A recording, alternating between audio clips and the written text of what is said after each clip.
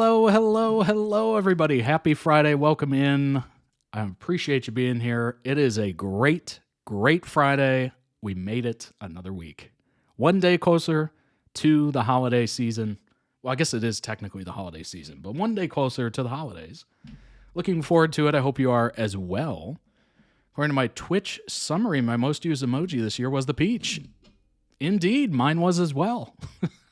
Mine was as well. I should actually go through those. I think I have I think I have it. Maybe I'll bring it up during stream, but they're kind of interesting to look at. But we have 5 amazing member requested videos for you today. They are toddreacts.com members.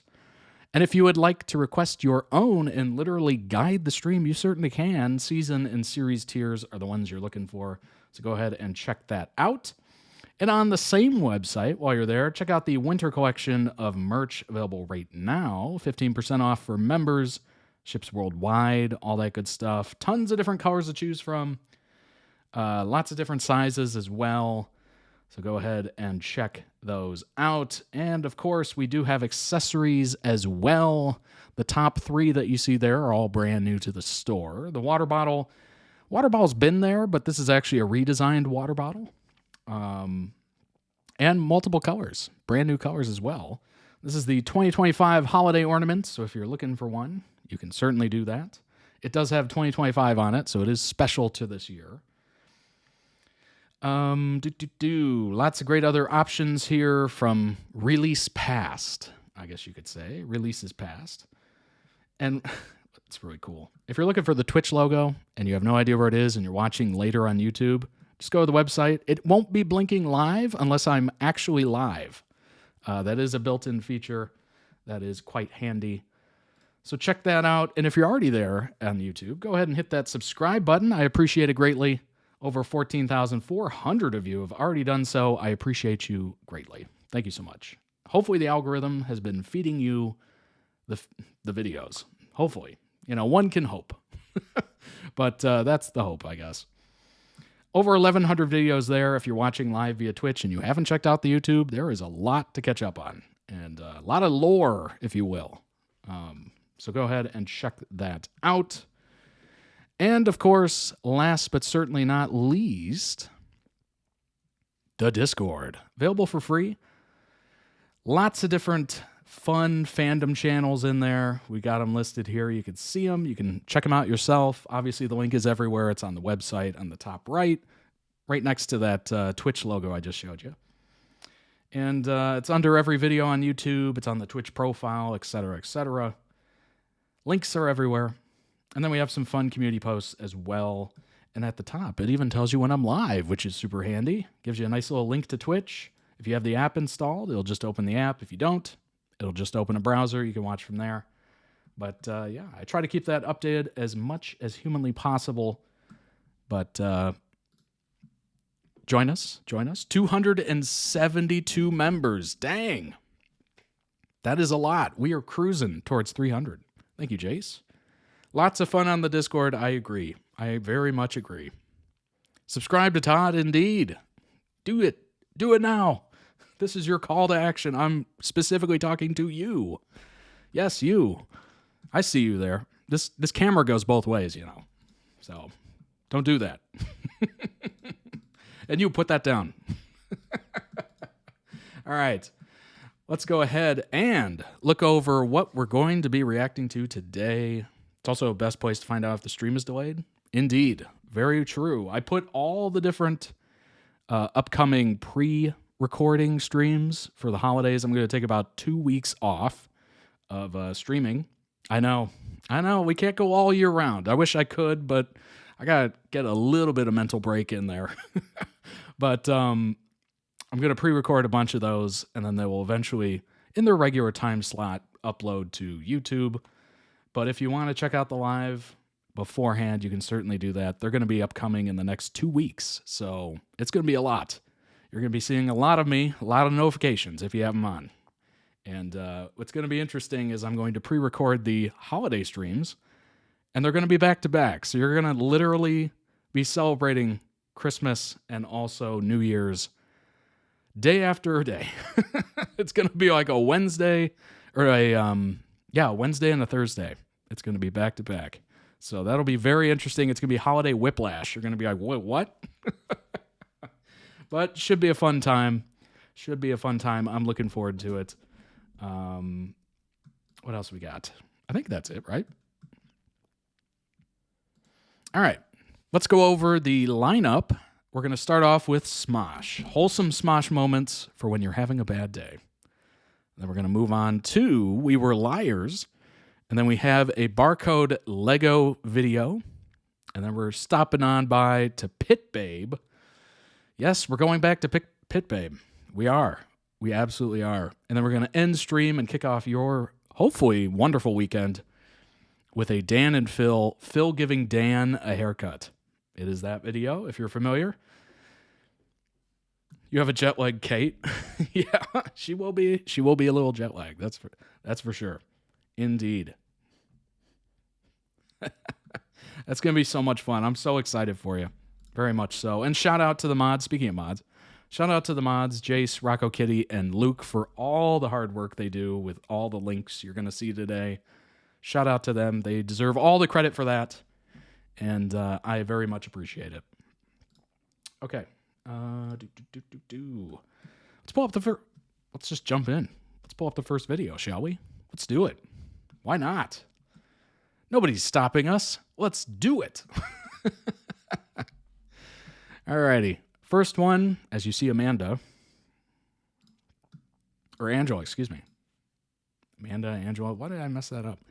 Wholesome Smosh moments for when you're having a bad day. I'm not having a bad day, believe it or not. Even though I'm under the weather still, it's been okay. It's been okay. It's the weekend. It's Friday. Even if I feel like garbage, hey, it's still Friday.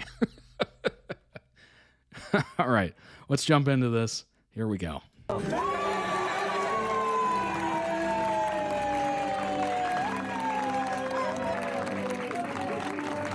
Surprising Shane with the graduation ceremony. I think I've seen this before.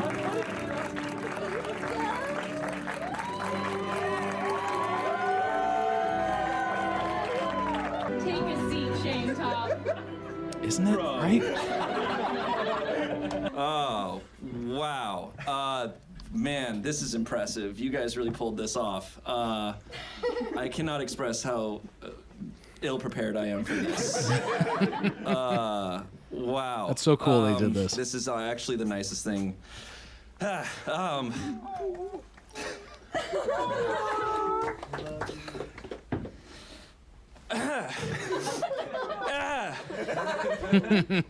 years ago, when I started this, I didn't know what I was doing with my life. I started this and I was like, I'm gonna do college because I have no idea how this acting thing is gonna pan out. And over 10 years, there's been So Random, there's been Smosh, and then there's been downtimes, and I really look at this moment and I'm like, oh my God. It's like the end of Star Wars, you know? It's like Chewbacca's here and I'm just like, yeah. This is seriously this is like best case scenario for 10 years ago. If I saw this, I would have been like, oh, how do I get that? And it's happening. So seriously, thank you all. I love you all. This is really cool. It's like, it's also That's really sweet. crazy to do that and the Smosh Pit Theater stuff, to see just the kernels of where traditions and shows begin. Yes, and you are behind so many of them. You are. I don't know about Truly, that. I mean, all of this you are. spiraled out of your brain. Oh, thank you. It's guys. so Wow.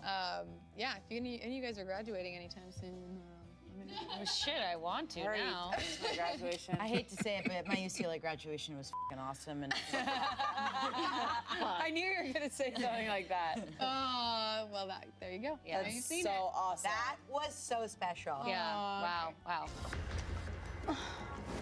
Oh no. Oh my God. Olivia This is faces her that fear of thing right butterflies. there. Me up. I really don't think I can open this by myself. Olivia, what if I Who open do you want in there, Olivia? Maybe like Shane. Okay. Shane can come in. Oh my gosh. Hey. Shane almost has a degree in psychology, so this will help. Are you gonna open it or am I gonna open it? Do you wanna stand like here? I have to be here. Yeah. We'll just do it together, okay? Okay. Okay. I'm here. It's gonna be fine. It's gonna be completely fine. And if the second you don't want to be here, you can leave. This is so depressing that I'm crying. No, it's not depressing. You're facing a phobia. That's incredibly traumatic. I feel really stupid. It's Don't impressive. feel It's stupid. brave. I'm crying. You're not being stupid. This is a lot. You're facing your fear. It's a hard thing to do. Okay. I got put in a hell box and I nearly tried to fight a professional mime. So I think I know what it's like to feel stupid, and you're not. That's not the case. All right, I got a yes or no one. Okay. Do you think you're talented? Jesus Christ. Did What? your Uber driver think of that one? I'm working on self-love. A little bit, yes. True. You are. And you know what? You are. Yay. No shame in that, girl. Thanks. Well, I've said this in bits No and shame in pieces that game. before, but I just want to say flat out that I really, really respect everything. I spent a that day you've with done, Shane Topp. Everything that you've contributed, how much you've, been there with Smosh through so many ups and downs, how you've had so much faith in this brand, and how you've pushed it to continue to be what it has always been at the heart, which, like you mentioned a second ago, which has really been about that friendship and that connection that you feel with the people that you're making this stuff with. The way that Ian and I started it was we just love to make each other Irrational laugh. Let's fear. capture that Indeed. genuine friendship that we have together. Let's see if this connects with anyone. Let's see if it resonates with people, and it did. I don't know why that just And shot you've down there kept like that. magic alive through all these years, and I know it's been hard, and I know there's been many times where it's felt like it might all come crashing down, and all these decisions that are completely out of your control. You just kind of had to roll with the punches, and you've been there with it through it all. Thanks, man. That means a lot. It really does mean a lot coming from you. I think I've answered this one before. I think it was that TNTL where you guys just roasted the shit out of me. Oh yeah. That was good. I was like literally, because I think I didn't know until I started working here that my love language is like being known. Is that a weird thing? Q&A with 6 people in a tiny car. That's why they're all hunched over. I gotta say, I haven't reacted to a lot of older Smosh content. And I don't know if I'm all too familiar with the previous casts, but this one is pretty dang good. Chemistry, how they act with each other, the level of comedy that they're able to put out is just shockingly good. Shockingly good. Well, being bullied. But in a sense, being bullied. This but, is like, so not good, being it known. reminds me of, someone makes like, something that's like a quirk about you. SNL Like, I go, in "Oh, like the you late know, that 2000s. feeling seen for some reason. Early I did 2000s not know until maybe. working here. I really love it. And when they gave you cat food. Sure. Yeah. Possibly a different scale. Excited and like little That is a sibling tough energy I group am to when go I'm against around on everybody. SNL, And I but think it's just hey, because Smosh is pretty dang like, good. my brother and I For were internet very just, like, comedy, separate in our house, one of the like, best. and our parents were constantly working, Which is so it crazy was- because I was introduced to alone Smosh a lot, through this so channel. I feel like when I am on Smosh, specifically on camera, there is like a younger kid who's hanging out with their siblings that comes out. Yeah. And I'm like, oh my God, I have all these brothers and all these sisters. And I think it's because of like the games and the things we're doing. It's not really like super like highbrow stuff. That is So I get so such a comfy looking hat.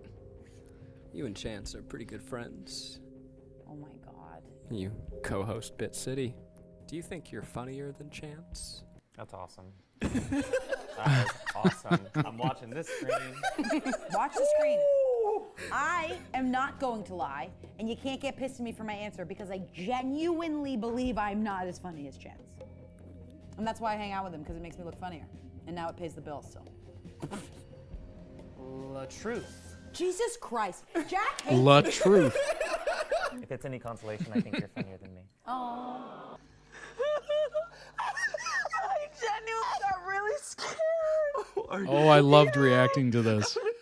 Five Nights at Freddy's. I'm sorry. I got really scared. It took over, you know. like got really real. Yeah. My eyes are watering. Yeah, dude. That was really scary. Oh my God, I was so confident, like I was gonna be fine. Thank you, Alec. I would have given you. I know people probably think. I don't know what happened. People probably think that I'm fing with you. I genuinely didn't know what to do either.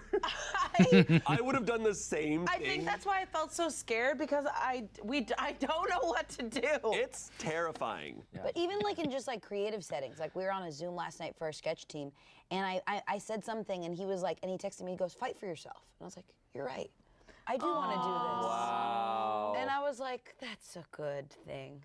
That's awesome. crazy. Yeah. That's awesome. I feel like you have a very like awesome Rolodex of skills where you've gotten to see every version of that, and like kind of with doing social media with TikTok and with your literal traditional media, auditioning, acting, creating short films. Like I feel like you've seen every, I was gonna say every side of the coin, but there's only two sides. But you know what I mean? Like Unless you, it's like a coin. Trevor that faked me out. like stuff. a- Yeah. Oh like my a gosh. D20. Freddy's too. You know? Yeah. You are a D20 of skills that really set you up for success in our industry, and I think that makes sense. That I feel like you truly are magic. I definitely remember. That's the sweetest thing. I feel the same way about. I think I watched maybe one Markiplier, Five Nights at Freddy's, and Mark certainly was known for that. And I just remember thinking, I could never play this game. There's no chance. Like maybe, who knows? Maybe someday in the future on a Halloween episode, I'll try to play the game. But I think that'd be kind of funny. Do like a holiday stream for Five Nights at Freddy's.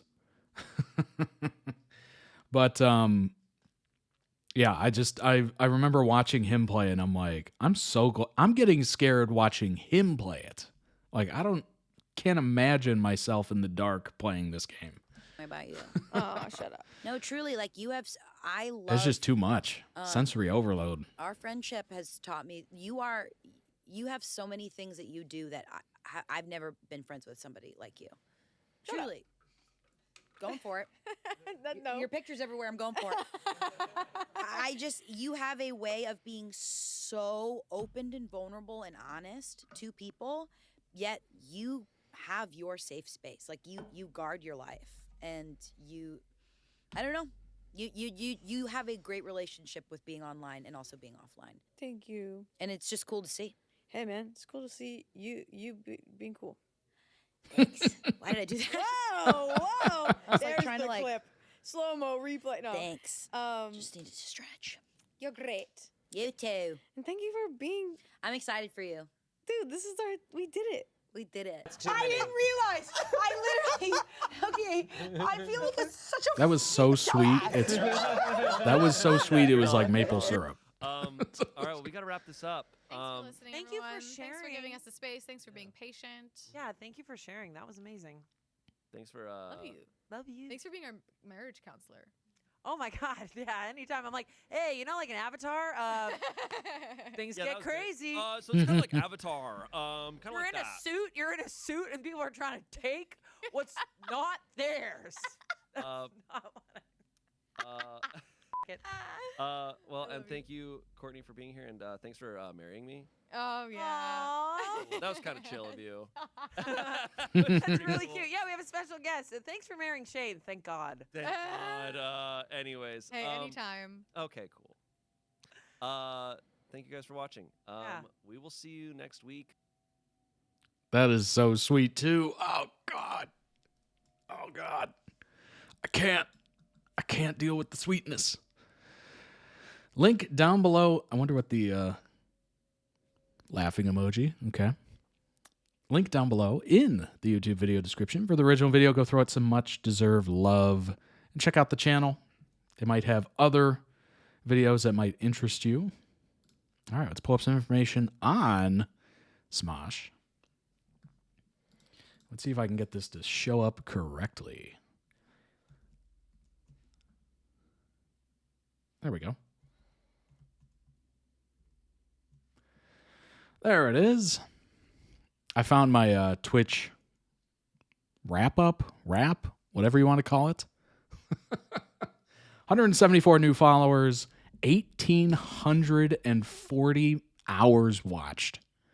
Good Lord, folks. That's all you. I did the math. That's 77 days worth of watching the stream. 77 24-hour periods. Wow. 10 new subscribers. Shout out to you. 109 total streams. 109. That's why I'm taking a 2-week break, by the way. I'm doing them beforehand, so I guess it's not really a break, kind of. I'm like pre-doing it.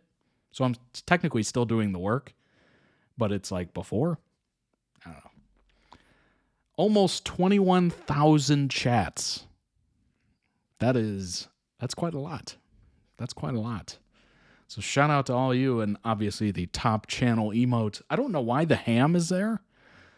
I have no idea why this ham is here, but maybe that's supposed to be something that I didn't unlock or something. Who knows? But total top channel emote, not surprising, the peach. But yeah, there you go. 109 streams, 1,800 hours watched. Woo! 77 days. Smosh info is hard to find, but I tried weirdly because I've been listening to the Reddit podcast. I feel like I've learned about them, but none of it's available in text online like Damien and Shane used to live together. Whoa, that's interesting. Oh, let's turn on night vision. Boom. Cool. Alrighty. What is this? Character died with him. Because of Charlie's death, there have been no more live appearances of the guinea pig. Archival footage is still used occasionally, though.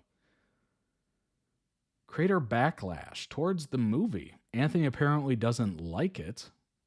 If the comment he left on I Hate Everything's review of the movie is any indication, the sketch We Summoned a Demon, made after his return, notably features Ian using a torture device, which implies it has become something of an old shame for the channel as a whole. Crosscast role due to two guys being the main actors for nearly a decade, it's bound to happen. Part 1 of A Smoshy Christmas was pulled shortly after its release in 2012 due to the... I don't even know if I should mention this. It's very depressing. Video informing viewers about the video's removal, Ian and Anthony singled out the scene where Ian... Ooh. Yeah, maybe we skip that one. Oh, gosh. Gamer gets trolled, having its title changed to How to Annoy a Gamer, results in its couch gag becoming a non sequitur. That's funny. Ian's mom in That's Hot is very obviously played by a much younger woman. Justifies the video mostly takes place in the past when Ian and Anthony were high schoolers.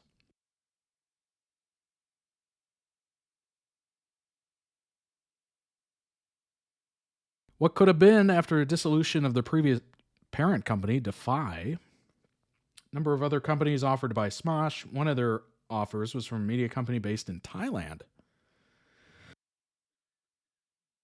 Excuse me. I don't know what's going on. I got something here. It's just driving me nuts. Which intended to start their own version of Smosh with an entirely new cast of Thai actors. What? However, Smosh was eventually bought by Rhett and Link instead. Oh my gosh, that would have been absolute destruction. That's terrible.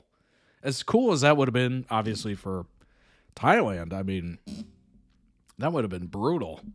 Absolutely brutal. So I'm glad Rhett and Link went out. GMMTV does Smosh? Yeah, right. Now that would be interesting.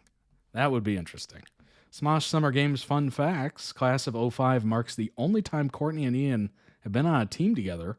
Damien and Shane have never been on the same team. Trevor Everett was 15 when it aired. When 2015 aired. Wow. Arasha was 17 when 2015 aired. This is technically Tommy's second games after he subbed in for Olivia for a TNTL in 2019 Apocalypse. Toxicity are currently the only team to win the first 2 competitions consecutively. Interesting. Trevor turned 16 when competition 4 aired. Arasha was 16 when the SSG 2015 aired. Oh, wow.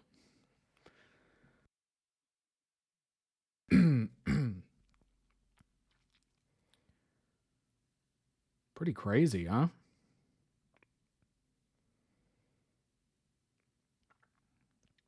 That is wild. It's been around. It has definitely been around. You're aware of Ned Fulmer? Oh, gosh. Yes. Are you aware that in the months that you were gone, he started a new podcast? I heard about it. I heard don't about know it. anything about it, though. You just know he has a podcast. Correct. I haven't heard it. I don't And know his what it's- first guest was his ex-wife. Potentially. I don't know if they're divorced. Maybe they are, but wow. I remember checking it out going, this is tone deaf. So he has a whole affair. It is a big, huge scandal. I remember. And it not only affects, obviously, his wife and family, it also affects the Try Guys. It was a huge impact on their channel, right? He disappears for years. And then suddenly he drops Rock Bottom podcast about how he's at his What is it called? Rock Bottom. And it's No. so funny. And the first episode he does with his ex-wife. Ex-wife. Who he cheated on. I did because I was like, Crazy. all right, because I've literally met this guy. Very I'm awkward. too curious. Very I'm morbidly awkward. curious. I want to listen to it, and it was agony. When I say I literally Brutal. could not get through 5 minutes of it. She dunks on him a lot. She's like, I don't forgive you. I thought her parts where she talks about what she went through was very interesting, right? Because there's a part of me that, the part of me who loves psychology and stuff, I was fascinated by like, what goes through your mind through something this traumatic, really? But then I thought it was kind of interesting in the fact that we're seeing these 2 people, right? They just went through something horrendous. Like, it is traumatic. Obviously, less so for Ned. But obviously, the ex-wife has gone through something horrendous. And they're talking while recording. And we're in on it. Like, it just felt very strange. Like, we shouldn't be hearing this discussion. Like, this should just not. This should go into the ether, within their walls or wherever they're meeting. But it was very strange. But the another part of me was just like, this is so interesting. Like, I don't know if I've seen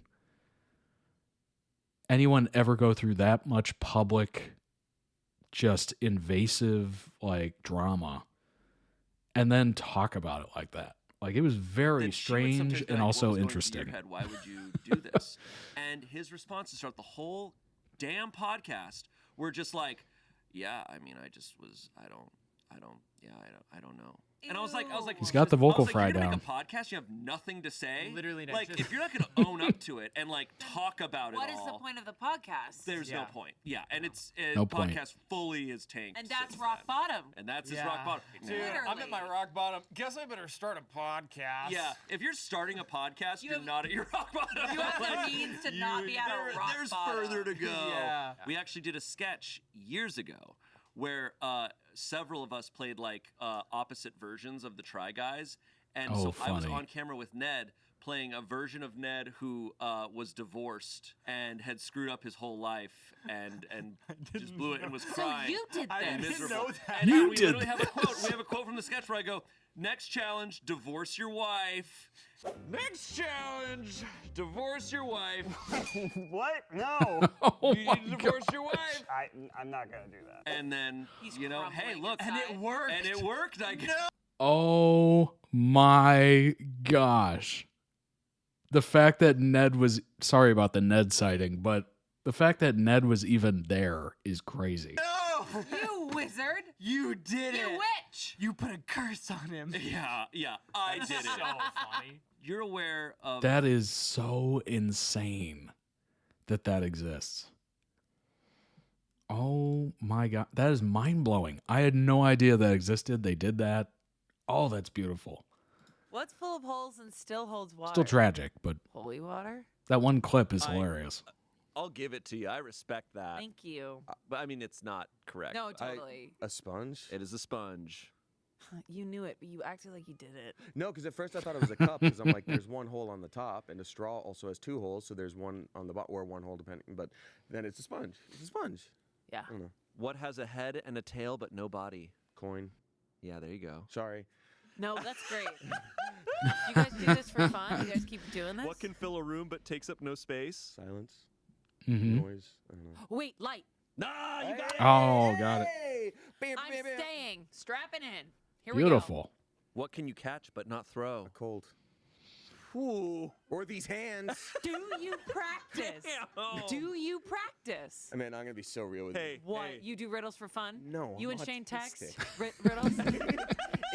It just comes with the territory. Look, I'm not gonna figure out necessarily who's mad at me and when, but this shit is on lock. That's incredible. That's That so is incredible. impressive. What 2 things can you never eat for breakfast? Lunch and dinner. There you go. He's so I don't much know, I've had quicker. struggle meals. I've I had guess ramen. as a social person, I'm not going to do well. What's full of holes and still holds water? That's Holy water? impressive. That is legit impressive. Guy I'm seeing legitimately thinks Santa Claus is real. How old? Okay, let's find out. How old? Adam, who is a 25-year-old man, is from a pretty rural area up in the mountains, keeping it vague on purpose, and his family are what I'd consider religious extremists. I've only been seeing him a couple months, and his beliefs have only come up minimally, and Santa Claus was not part of that, LOL. Well, yeah. Adam and his family call Santa Saint Nick to start off with. When we went to church, his mom would shake her head disapprovingly at some references towards Santa Claus the pastor made and would whisper to his younger brother and her nephew next to her. I didn't hear what she said. When we made dinner, she told me to fix a plate for Saint Nick, and I laughed and said, "Cookies aren't enough?" And Adam shot me a horrified look. I felt the gaze of his mother, and she gave me this sort of fake smile and said, "No, hun, that's not a filling meal." So I loaded up about as much as I gave Adam and the men in his family and put it on a plate. His mom put tin foil over it and put it in the fridge in the garage. I changed in the bathroom and said goodnight to them and was about to walk out the door with Adam when his mom snapped her fingers and said, "Hun, you're forgetting the most important part of Christmas?" Adam looked pale for a sec before kind of nervously laughing and stepped back to the door holding my hand. We went out into the garage where he grabbed the plate. What is I happening? said something like, "She's really serious about Santa getting his food, huh?" Trying to lighten the mood, he squeezed my hand really hard and said, "Yes, I'd say it's serious." We went back in to microwave the meal, and we awkwardly stood there in front of the microwave watching the plate turn around. I felt his parents' gaze on the back of my head. I said something again, I can't even remember what, kind of lighthearted about Santa having a full stomach if he eats like this at every house. She's killing it. She's killing it. Really doing well. Adam gripped my hand harder than he did before, and the first sign of affection he had given me in front of his parents all night, and said, "His name is St. Nicholas, and he only eats his dinner here. Don't be disrespectful in our home." It sounds calm, all typed out Oh, like that, my. but the way he said it gave me chills. His parents didn't say anything, and I felt like I was going to cry. This. Okay, I have theories. This is some demon shit. This is some ritualistic. They are haunted by something. I don't know what kind of spirit it is pretending to be Santa. I was gonna say, reading through this story, I'm like, she's like, yeah, haha. Is they this the believe it." I'm plot like, of Krampus? No, I think something's coming. No, there is definitely this family. I believe something is tonight. definitely coming, and it is going to eat that plate. And you know what? It's probably going to eat the pig too that they slaughtered that week. Guy I'm seeing Oh my legitimately thinks gosh. Whoa.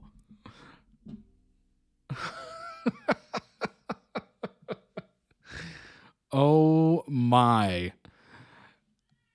That's really an interesting way to look at the holidays.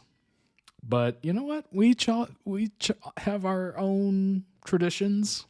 But that literally sounds like the plot of a horror story. It really does.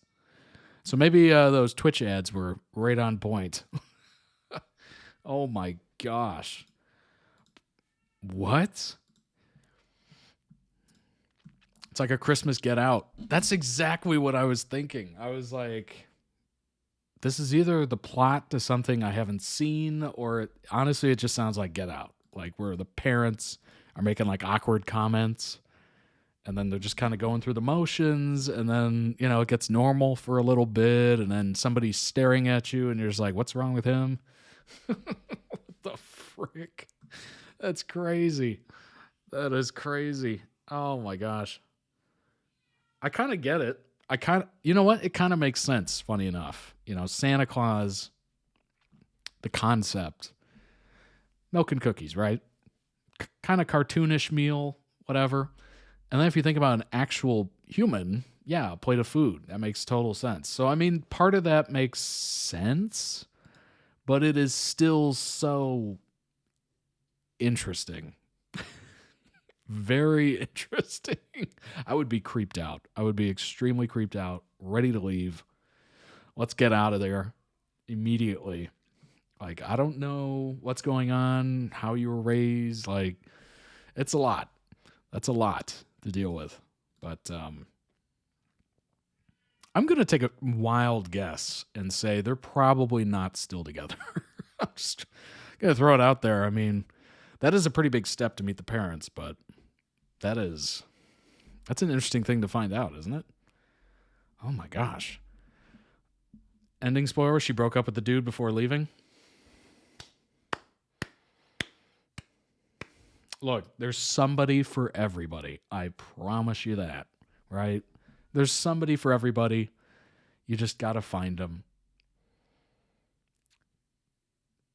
So maybe there's somebody that'll find that family tradition or whatever that is really heartwarming and sweet and all that stuff.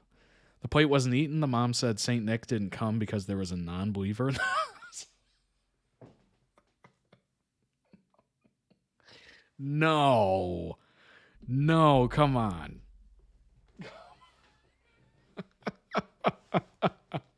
That was just the mom's elaborate plan to say, I don't like this person. Get rid of her. Look, nobody ate the plate. It's because she's evil. You brought an evil person into this house.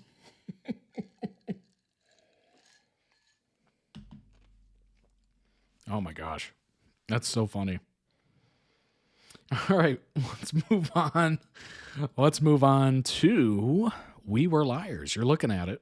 We Were Liars, You Are a Memory. Now, Jace reminded me, I did react to this previously for the first time, and I was like, I'm still a little questioning what I saw, what, the big twist is, that kind of thing.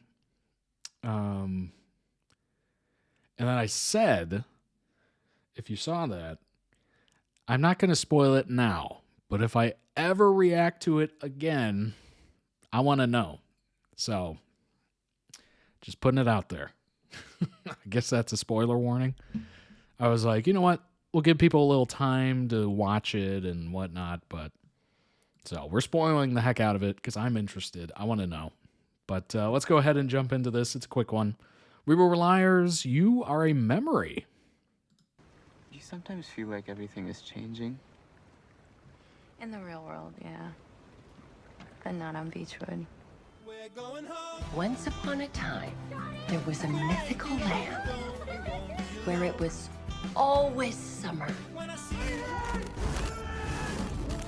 Welcome to the beautiful Sinclair family. Yes, we are those Sinclairs. Please. Are you okay? Katie, somebody please get some fucking help! Post-traumatic amnesia is caused by brain injury or a disturbing event. You said you were done asking about last year. You're scared of me. I don't remember what I'm scared of. Hey, Cadence. Okay. Gat, we agreed. You told me it always hurts when you're keeping a secret. Your stomach hurts when you have a secret. Not allowed to talk about summer 16. What? Making things harder. How? She's going through something. Going through what? Did I do something? We weren't there.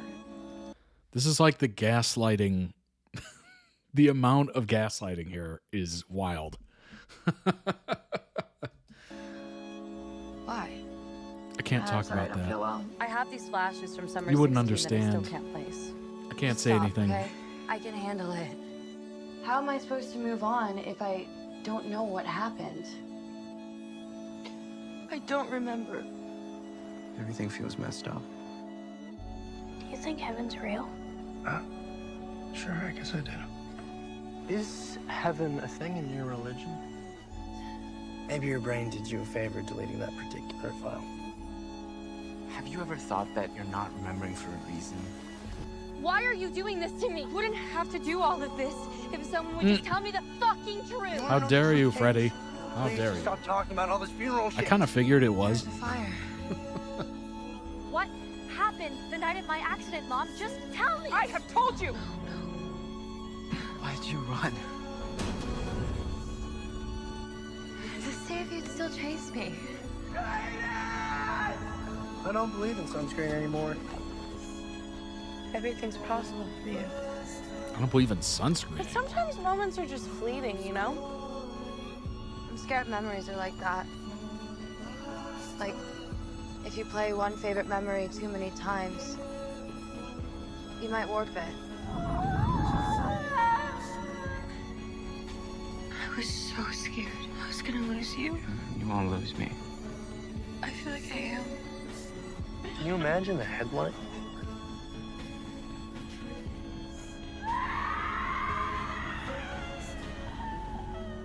If heaven's real, so is hell. I don't want to burn again. I don't know if I'm a good person. I'm trying to be a better person. Me neither. I don't blame you. Maybe heaven is different for everyone, you know? Any heaven waiting for me would have you in it.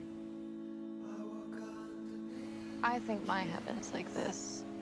Come on, one last time. The four of us. In a mythical land where it's always summer. Very sweet. Very interesting as well. Great edit. Really nicely done. Beautiful ending note. Mysterious.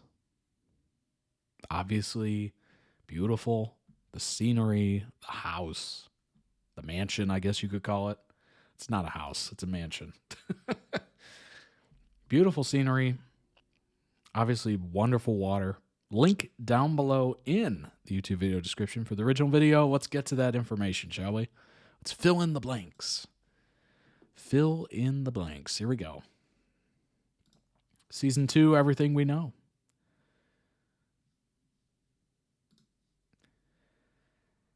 Of all the lies in the adaptation of a 2014 novel, We Were Liars, the most shocking is the one Candace Sinclair tells herself. The teen protagonist of the drama finally realizes at the end of season 1 she's been in denial for months.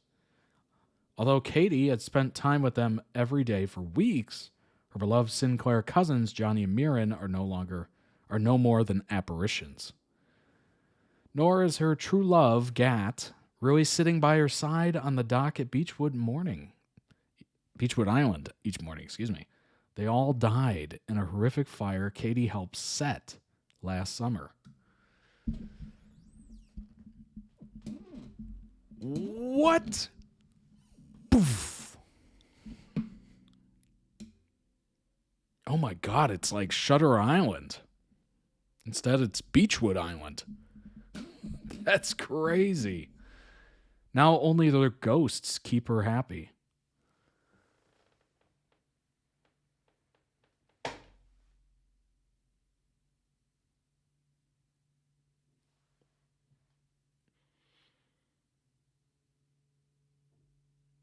That is phenomenal. Oh my gosh. I did not see that coming.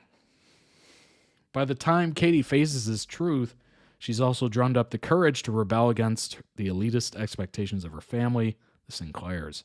She ends the season fleeing Beechwood Island and all the trauma it represents. But the last scene of the finale episode indicated that Beechwood Island might not be done with the Sinclairs.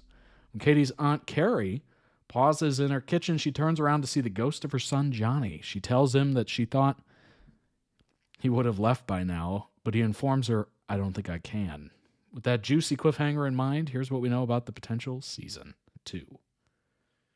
Oh my gosh. That is phenomenal. That is so cool. I love that twist. Love it.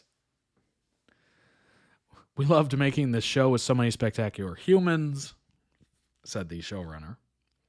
Fan response was truly special. There are still plenty of secrets buried on Beechwood Island, and we can't wait to keep digging them up. Lockhart also shared that the Pleck and Mackenzie have big plans for season 2, including everything readers of my books are dying to see on screen. A lot of surprises as well. Well, that was already a big surprise, so I don't know how they're going to top that. So wait a minute. She had amnesia. She was just imagining talking and having conversations, and the house is completely burned down, I assume. I'm assuming they didn't just rebuild it. So she's seeing the house as well. Like, that is a level of hallucination that, wow, that is an unbelievable amount of hallucination. Oh my gosh.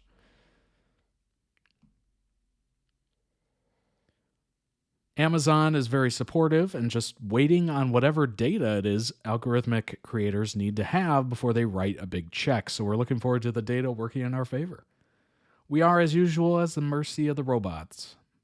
That's funny.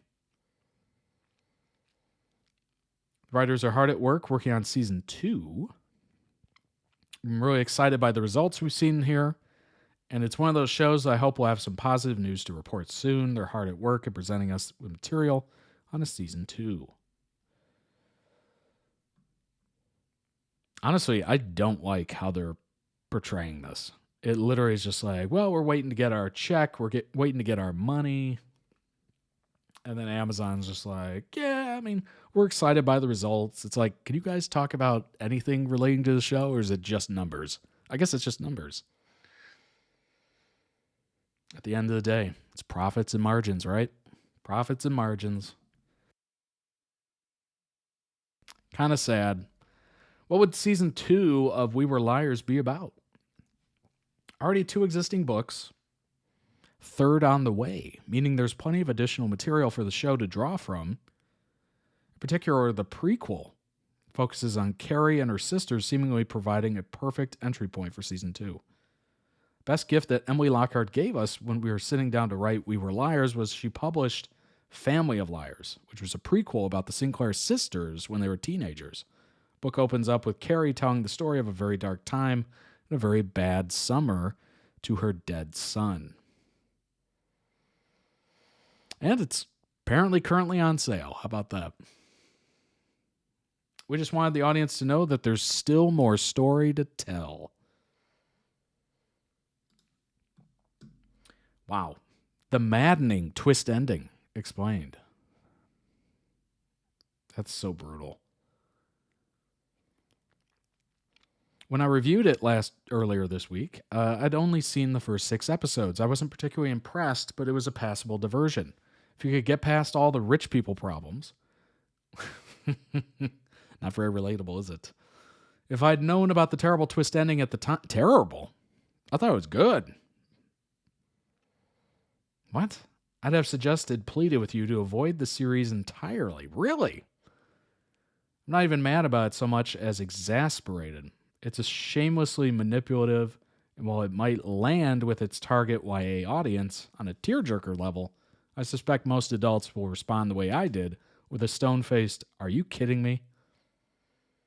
Cadence sees ghosts? She sees dead people? Yeah. Kind of reminds me of The Sixth Sense, obviously. I see dead people. And bit of Shutter Island, a little bit. You know, the hallucinations and whatnot. From the title, I didn't realize this was a negative article. No.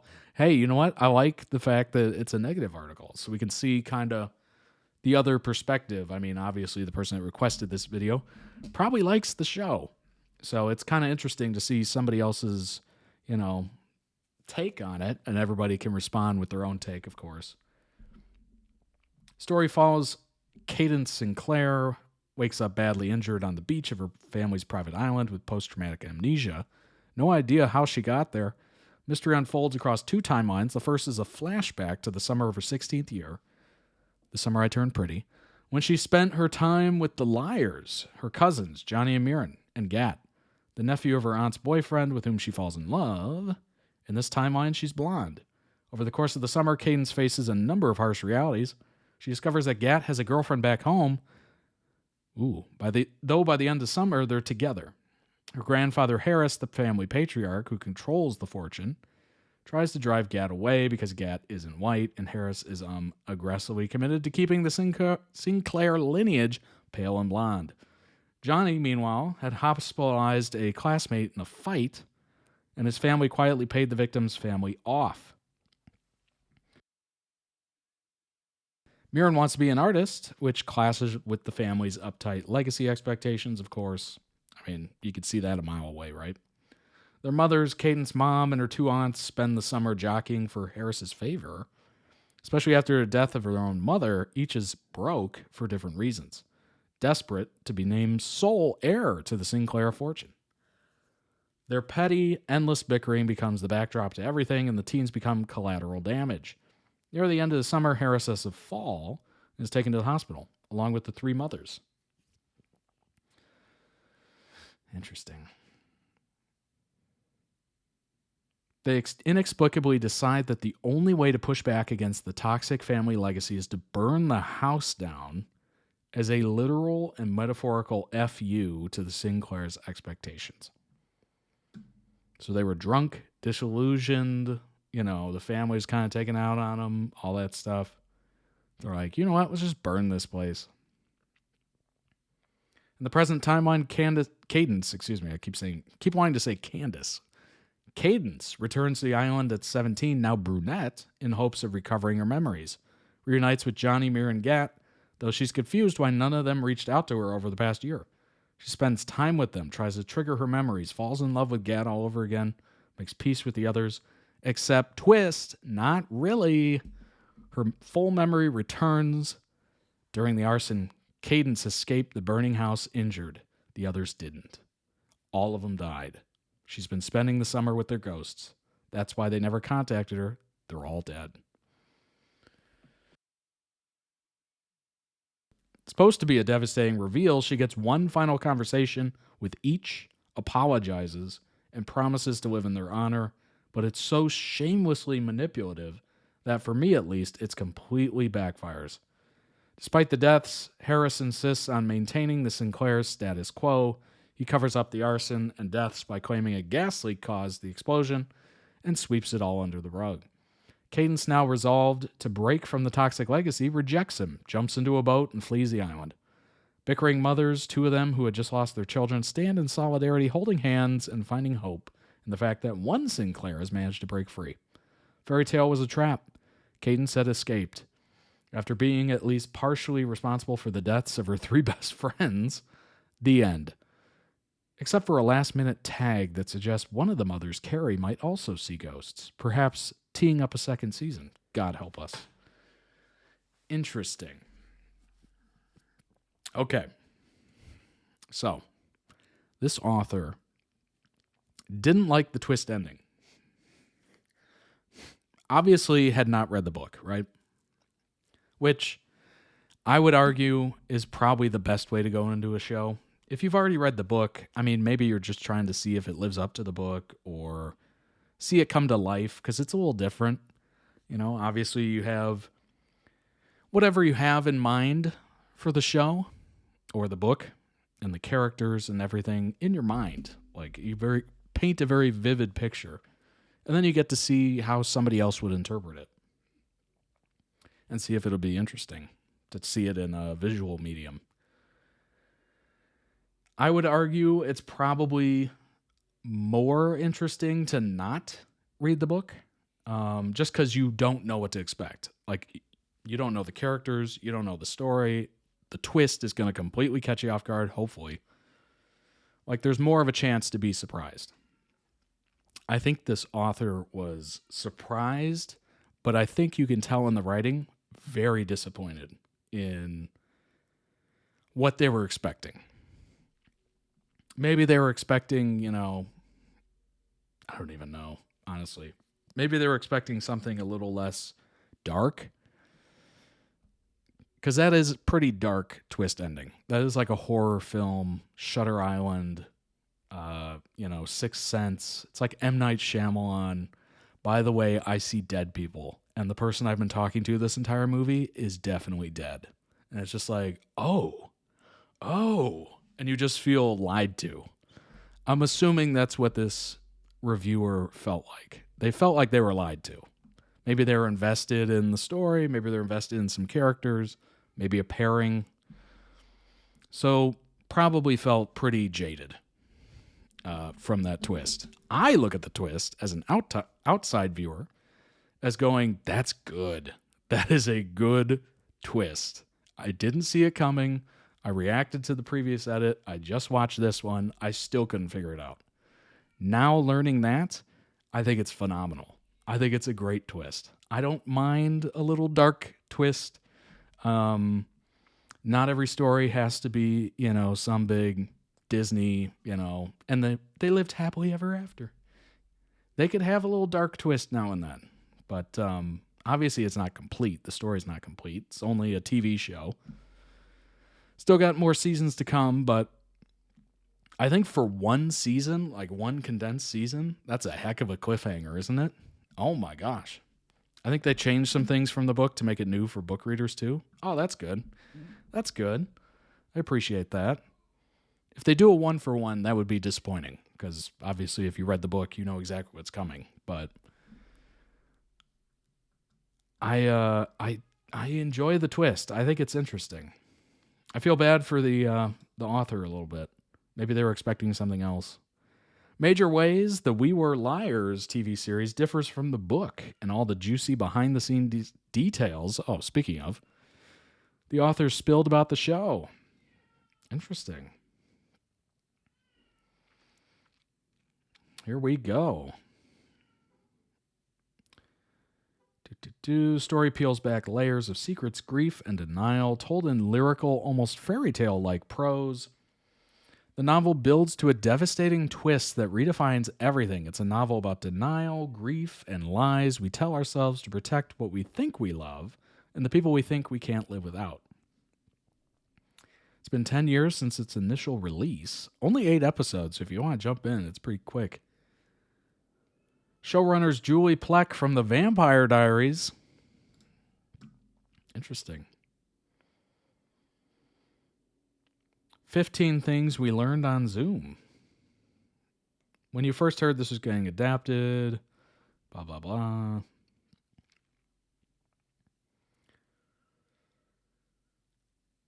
To be truthful, all the upsetting versions I've already read. It was like a really nice to hand the book over to 2 people who really love the book.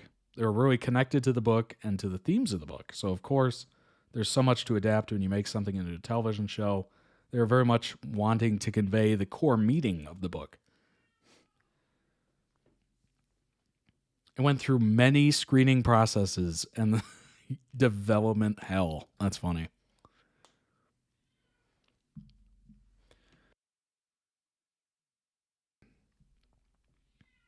First-person story from Cadence's perspective.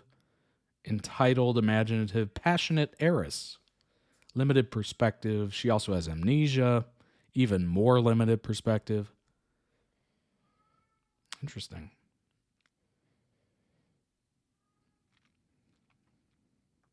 You hear a lot more from Gat and Ed in the show than you do in the book.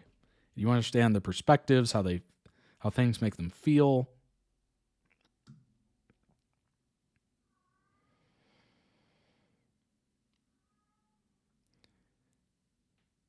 Diverse writer's room.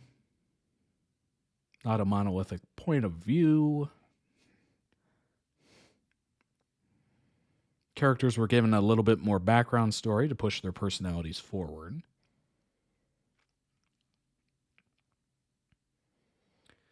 The author was in the writer's room for 10 weeks. Wow. That's pretty impressive.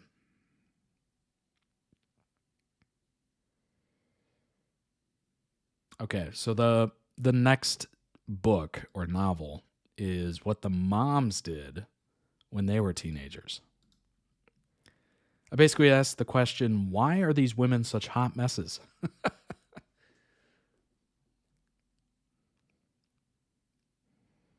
Multi-generational family soap. I'm dead. That's funny.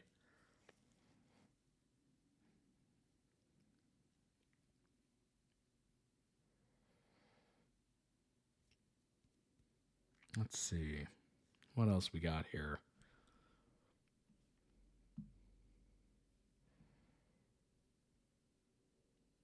Oh, the book was originally going to be turned into a movie back then in 2014.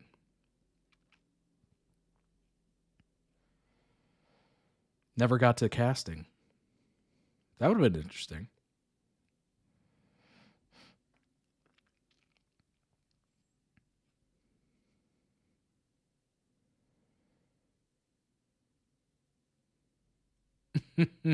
At one point in the script, it says that Johnny slides across the dining room floor in socks and knocks his statue over. When the other liars are like, what are you doing? He's like, I'm doing the Tom Cruise risky business slide. And that's all it said in the script. Joe was like, I can do better than that. He planned out his iconic Tom Cruise dance number homage, which he does in a pink shirt and all that. Super, super delightful and funny. All really came to him, his joy of performing. That's funny.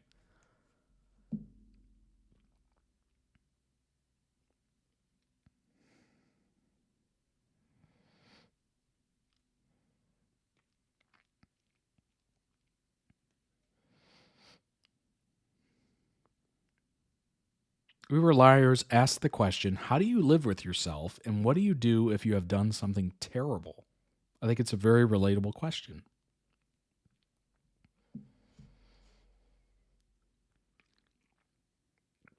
Do you bury it? Do you confront it? Do you forgive yourself? Should you forgive yourself? Can you make any kind of reparation? Or, what else should you do?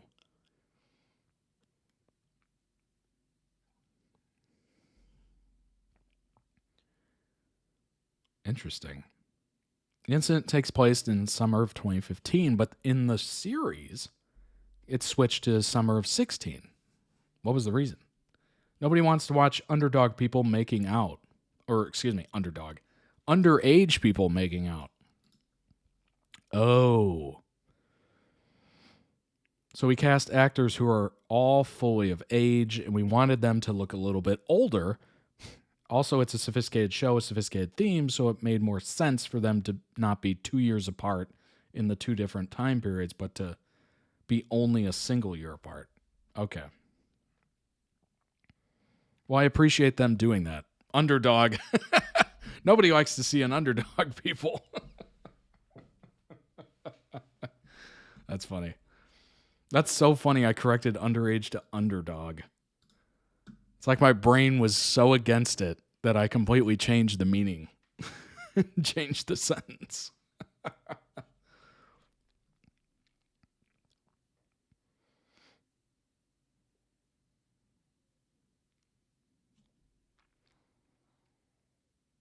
Yeah, that's a good point. Adapting it and whatnot, you get to actually see it in real life. So instead of on a page or in your imagination, it's real. Everything was kind of bigger, brighter, more luxurious, more beautiful, grander than I ever imagined. And that was the author saying that.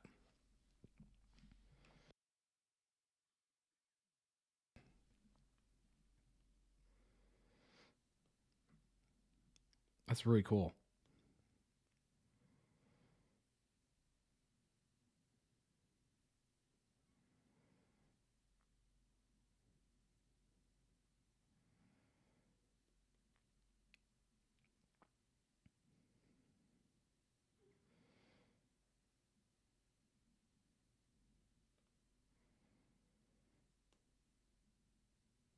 My editor kept coming back with the last few pages and saying, go deeper, go deeper, go deeper. So get more emotion, get raw, get vulnerable. Finally, one day, I don't know why, but I could do it. And I did something I was proud of, and it's what you see in the book. Actors, they do it all day, every day on demand. They come back. They do it again the next day. These actors, the ones we had, all 4 of them cried for about 5 hours straight while filming, like they just never stopped crying. I just felt so amazed.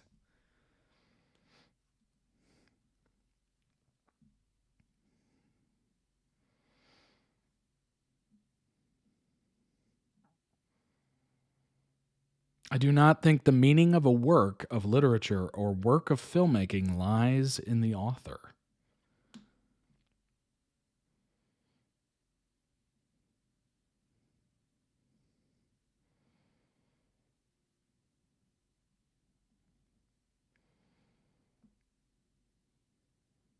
Very cool. Very, very cool. Oh boy. We Were Liars, a review. Spoilers ahead. This was the most ridiculous thing I've watched in a while. Okay. All right, let's see. We got another one. See if I can get this positioned correctly. There we go. That's a little better. The dialogue, 90% of the time, it felt forced and cringy. The delivery was also very unnatural. I felt like I was watching a play rehearsal when actors are still learning their lines. Ooh. Kind of reminds me of Twilight a little, the first one. To be fair, I think at least one of the actors, this was the first thing they ever acted in. So, I mean, there's going to be some issues, right? Oh, okay. The comments debate them. Interesting. All right. Looking forward to that. The acting, I'm not around people with that much wealth, so I don't know whether or not they really speak that weirdly or have this icy expression all the time, but I'm comparing this to another show with the ultra-rich, Succession, and acting in We Were Liars just fell flat. It depends on the person, right? I've definitely seen some ultra-rich people be flat. I think flat is a good way to put it. The story, I never got the point the show was trying to make. The pacing was weird. They basically described the whole plot in episode 1. Supposed to be a social commentary about wealth. They didn't make a compelling point. Forced amnesia is such an overused plot device. Throw in a secret twin and a pregnancy and you'll hit BS bingo. Oh my gosh. Okay. I get it. There are certain plot devices that do show up more often than others. But I'll be honest, I notice it, and then a lot of times I just kind of go with it. Just is what it is. If this is the story and this is how they're, doing it, I just kind of go with it, I think this is why I'm so open to a lot of different content and why this channel has been very enjoyable is because I don't try to overanalyze too much of why they're doing what they're doing. I tend to watch movies and watch shows to enjoy them. I know, crazy, right? To enjoy them.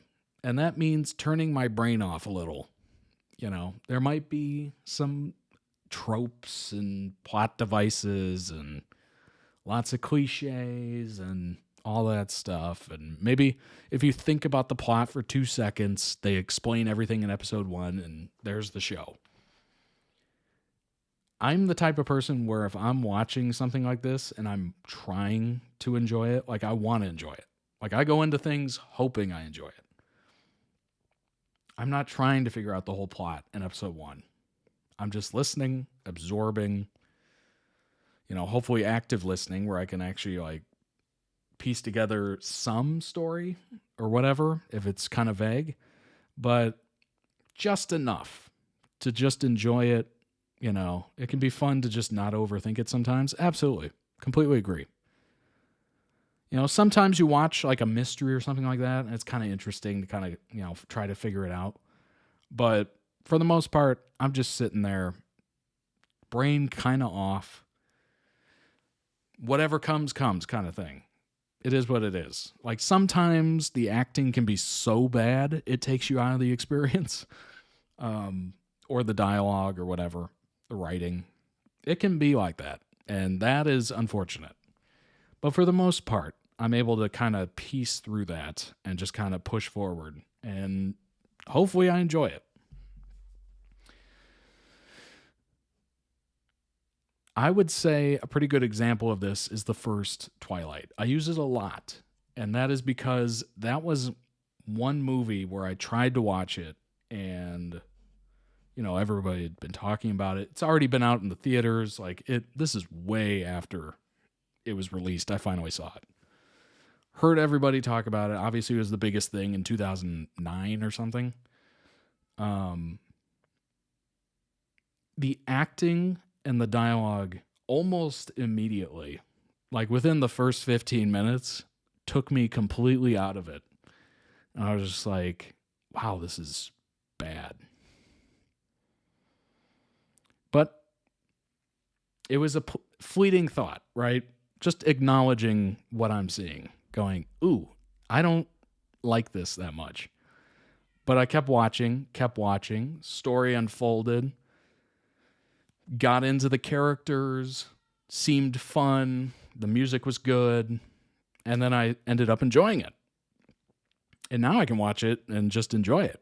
But I had that one realization that, ooh, you know, something's cringy here. I don't know what it is. I guess it's the writing, acting or something, but something's really cringy first time I watched it. And now I can just turn it on and enjoy it because I know what to expect.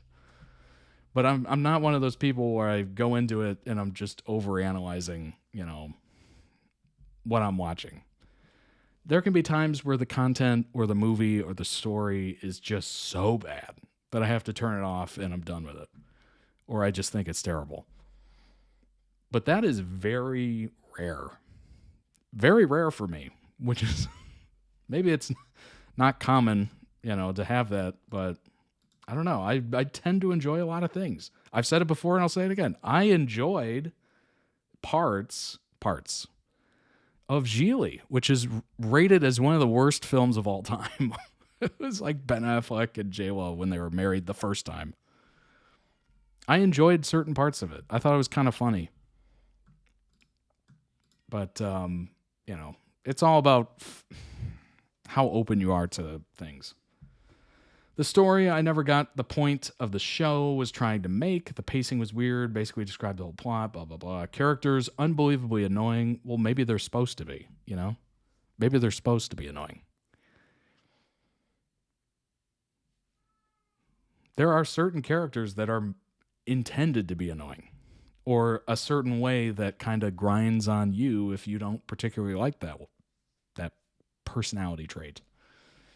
I know there's a general agreement on blaming rich people with generational wealth for everything, but IMO playing the victim and claiming to be above others while still enjoying the cushy life your ancestors paid for is 10 times worse. Oh my gosh. The main four are insufferable. Look,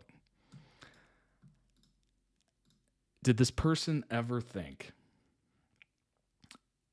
that that's what the author was going for? They were intended to be a certain way? Like this just comes off as either weird like jealousy, or maybe they've dealt with people that were like this and they treated them poorly or something. Like there's some sort of relatability here that's odd. I don't understand it. Like this is art. This is movie. This is show. You're supposed to portray whoever, whether it's a poor person in, you know, the middle of a rural city, that makes no sense. Rural area who lives in poverty and, you know, makes a go of it and, you know, does whatever. You also have to show rich whatever. Maybe they're great rich people. Maybe they're awful rich people. It is what it is. You're portraying characters. You're meant to enjoy characters. You're meant to hate characters. Like that is what this is. Like what? I didn't enjoy this movie because there was a bad guy. It's like, well, yeah, a lot of stories of bad guys. They got good guys too. And you're meant to like the good guys and hate the bad guys. Yes, welcome. Welcome to welcome to movie watching. Welcome to TV show. We're glad to have you. All Sinclairs came across as extremely unlikable, one-dimensional, and psychopathic. This person has never seen the Stepford Wives. And I love me a show with toxic family dynamic. Do you? Do you? Or a show where all the main characters are a-holes. Do you? But you have to do it right. You have to do it my way, is what this person's saying. You have to do it my way. My way. I know how to do it right. It's okay to make a show about bad people. It's not okay to make a show about bad characters. Aren't bad characters the ultimate bad people?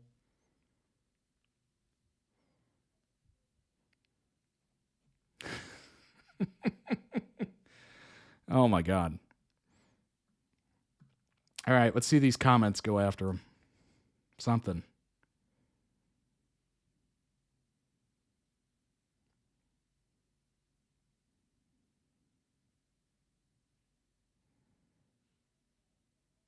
Didn't get the poor dogs out before she started the fire. She's a monster. She's a monster.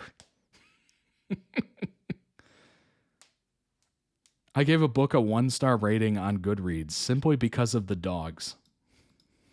Okay. The author specifically chose to kill the dogs, and that's unforgivable. Really? You think dogs don't die? It happens.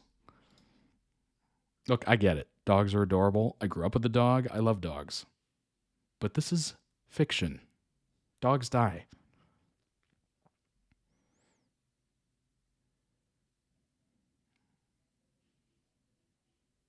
She tried to save the necklace before she even remembered the dogs were there. Oh my gosh. They're also vapid, okay? Killing people is okay, but how dare they kill the dogs? I know that's a thing. I know that's a thing. I've been on the internet. People really don't like if you kill dogs. They really don't like it. Whether it's a story, a game, a movie. I've seen those backlashes. And I totally get it. I love dogs. They're great. Fantastic creatures. Man's best friend, whatever. Totally agree. Grew up with a golden retriever. She was lovely. She was the sweetest thing. But expecting dogs to not die and have plot armor is crazy. Crazy.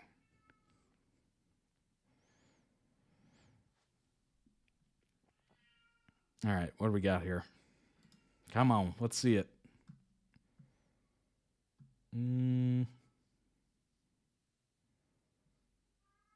I watched the whole thing for work. Really? And yes, every point correct. Okay, this person just agrees.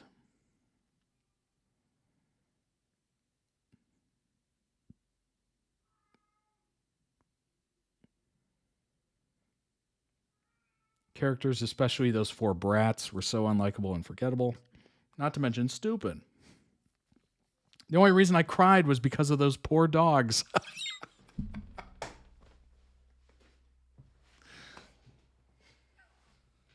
Oh my gosh. Oh gosh. Okay, did you read the book? The show is on my watch list as the book was enjoyable enough, but most of the reviews I've seen were done by people who haven't read it yet.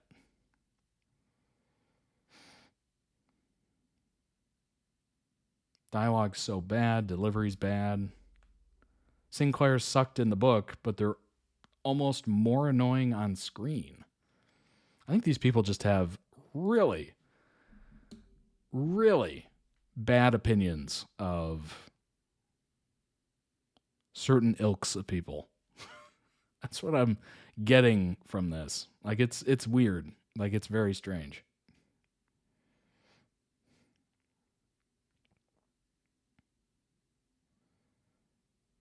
Show is really lacking, no chemistry. It's awkward.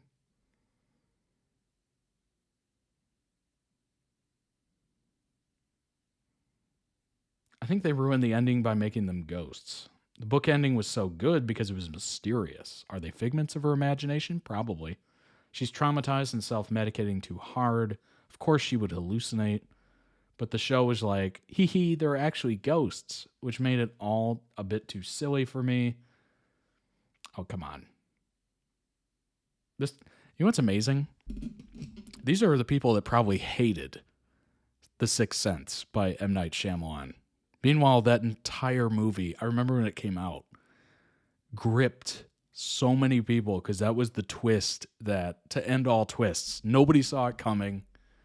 Nobody saw that coming. And I remember when that happened, nobody would talk about the movie. Literally no one, because they didn't want to spoil it. That was a beautiful time. Like, there was a period of time when it was in theaters that literally no one spoiled that movie.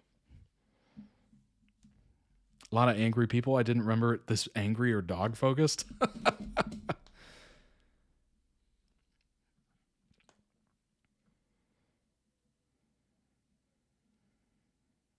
I hate the fact that Cadence survived, even though this whole thing was her stupid idea. Welcome to the story. It's told through the point of Cadence. If she didn't want the wealth, just leave.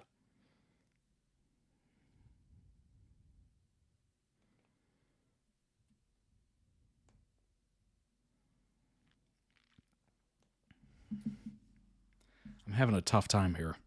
I'm having a tough time because it's just like, folks, it's a story. It's not meant to make a lot of like logical sense. Like, it just is what it is. She was drunk and disillusioned with how her family or whatever was treating her. So she went off the deep end. Like, what? They're surprised that drunk teenagers make a grand and terrible mistake. Yeah. Like, this makes perfect sense to me in a television show. I'm not looking at it through a real life lens. This isn't, a documentary. Although I guarantee there's been some very stupid mistakes by teenagers that have potentially gone down exactly like this. I really think the burning down the house plot was just terrible in general. Even the ghost stuff, too. I love supernatural shows, but it just seems so random. It doesn't fit. I didn't read the book, but yeah, I did not enjoy the end at all. I really hated what they did to the dogs.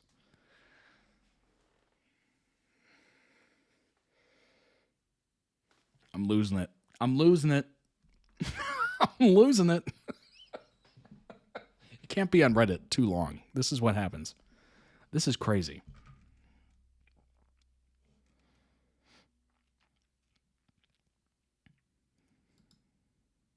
I think what people were expecting here was The Summer I Turned Pretty.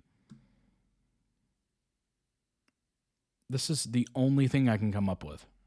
Like, they were expecting some like summer romance show. Oh, perfect. There's an island, there's water, there's a big house, beautiful people. Summer I Turned Pretty. Perfect. It'll be a romance show. Who's the pairing? Who's the pairing? And then they're just shocked when there's a twist. Drink every time they mention dogs. Don't. I cannot condone it. I actually like this show, but I like shows about unlikable people being unlikable. One thing I simply don't understand, why was Cadence the heir? She's the oldest grandchild, but her mom is the middle child.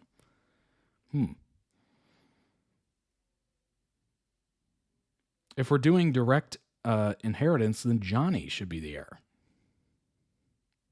Interesting.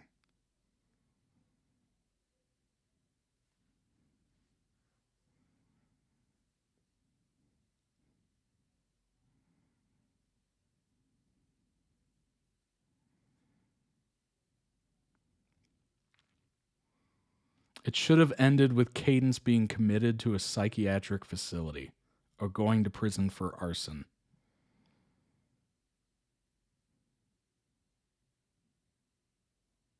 Where's the twist in that?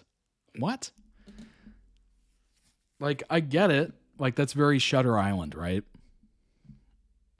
That's a Shutter Island twist. Which was cool. That is a great movie. I love it.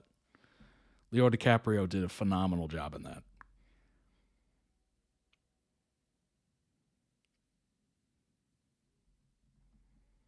I think what they were trying to do is really stick the landing of she has literally been talking to nothing. Like, this entire thing was fake. That's the twist. What better way to end it? End on the twist.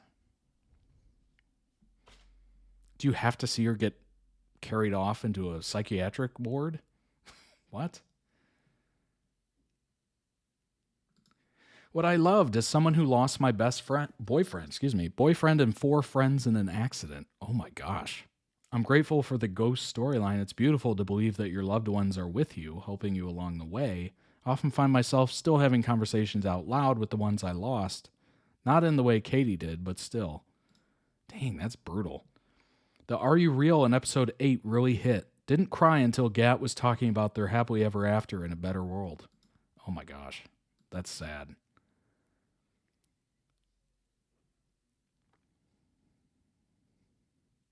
Oh. Didn't love the fact that what they were expecting was an accident, but it wasn't an accident. It was intentionally done.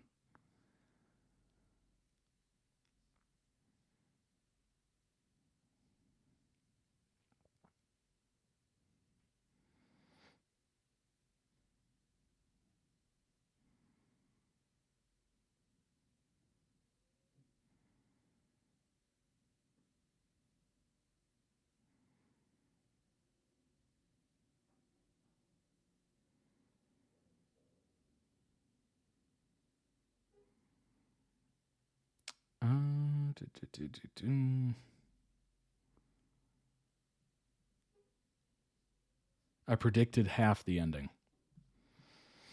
Okay, we're getting out of there. Exploring class and character and costumes for primes, we were liars. This first sentence. Amazon Prime's We Were Liars is a very good show. Tell those people on Reddit. But please know that it may feel like the streaming equivalent of a beach read. This story is ancient and close to universal.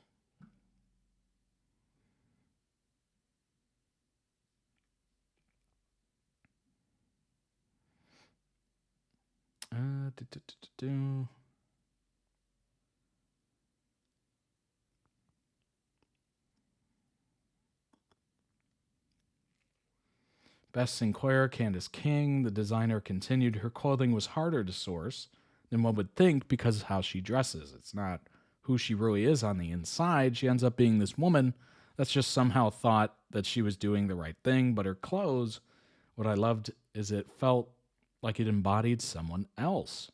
Like it's just this idea that she's sweet. It's not really who she is. Carrie Sinclair as a designer pulling off all this stuff together. It does take a while to be able to find the exact fabric, but then you find it. You finally see it, and the actor looks at the rack and says, oh, this is exactly that person. Carrie had all this vintage YSL, all these really great pieces. All her jewelry was made by a friend of mine. We had made that jewelry from scratch for her. Wow.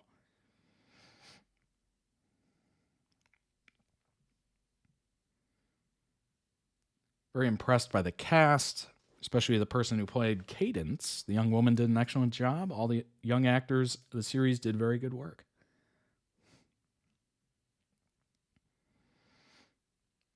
Nova Scotia is far out. It's in Canada. There are great white sharks right in the water right there. I mean, locations were really far out. Sometimes you're driving with no reception for an hour and a half. But wow, the heart and the soul that people gave to it. I feel like that's what filmmaking's all about. Being able to tell the story in the way that everyone's coming together to make it. I mean, that's why I love the industry. This was a project where, for me, all the actors became people that I respected as such wonderful, wonderful human beings. And that really helped. We were in a situation where it's not as warm as you're hoping it would be. People were cold out there, and the showrunners and executive producers could feel that people were in it. Everybody was into the story, into the project, and from behind the camera and what you see in front of the camera, everybody gave it 100%.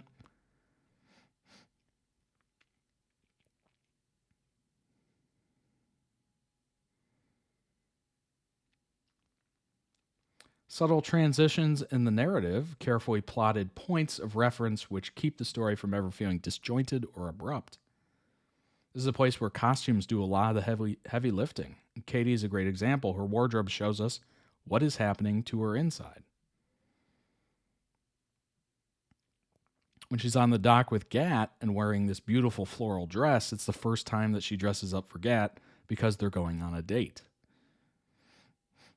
That is such a good point. You don't really think about it very much from that perspective in the way that these characters dress. Like, yes, obviously you want to dress like, it makes sense, right? But in a way, it very much is a reflection of how we're feeling on the inside, which is so interesting. I never really think of that because I'm not much of a fashionista. In fact, I'm the opposite. But we really do kind of dress how we're feeling, which is interesting. Like, even as simple as we have clothes that we wear inside, and then we have clothes that we wear outside. We have clothes for big events. We have clothes for big dates. We have clothes for, lounging, sleeping. We have clothes for working out. Like, it's kind of interesting how we do that. And obviously you got to nail it in the wardrobe department on a movie set or TV show.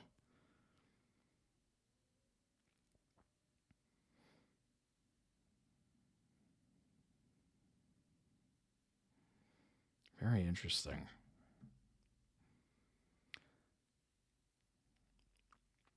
There's an underlying theme related to the difference between material wealth and honest emotional connection between perception and reality that all feels very timely given the state of, everything in 2025. Harris gives off creepy vibes immediately.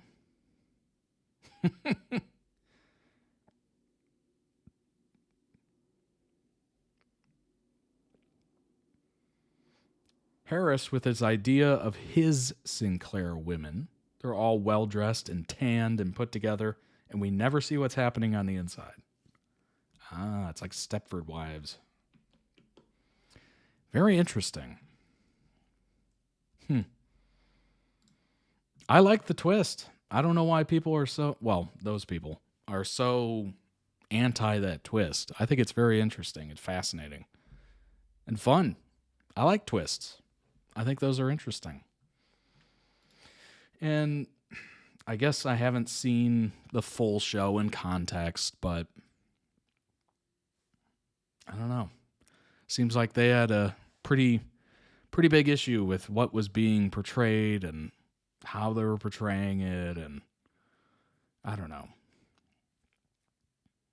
It's just kind of weird. People are very obsessed with relatability. I don't look to movies and TV shows and always look for relatability. I don't need to see Todd in every production I see. Like, I really don't. They could be, I'm watching, I don't know, Star Wars or something. Do I need to see Todd in there, in that world? No, I don't. I want to see Yoda. I want to see Luke. I don't care, if I can even relate to anything of the characters, really. It is kind of interesting to see similarities every once in a while. It's like, oh, hey, I have those same glasses, or, something like, oh, I had that same thought. I don't look to movies and TV shows to see myself. I really don't. I just want a good story. Good story, good characters. Relatability, I guess, maybe sometimes. It's kind of interesting to see, like, yourself, and it almost puts you in the story. But for the most part, I just kind of adopt whatever I'm watching. Like, I look at whoever it is, and I go, what would I do in that situation? Like, what would my thoughts be? Is that relatable? I don't know. It just seems like they were very negative just to be negative towards it. It's very strange. I don't understand it. I really don't. All right, let's move on to the next one. BarcodeLego Ghost Ship or question mark? Let's jump in.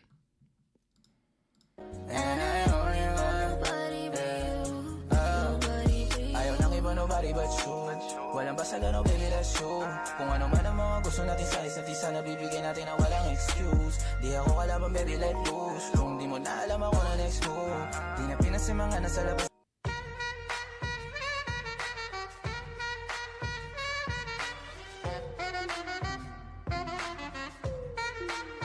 Give it to me, I'm worth it.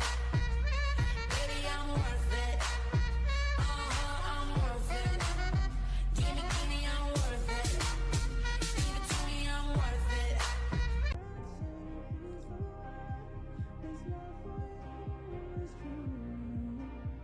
What does he know you?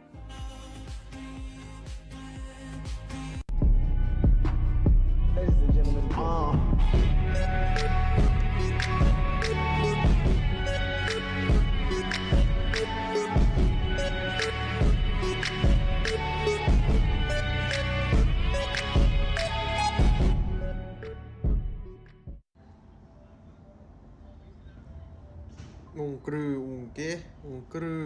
Okay. Things I would do to you.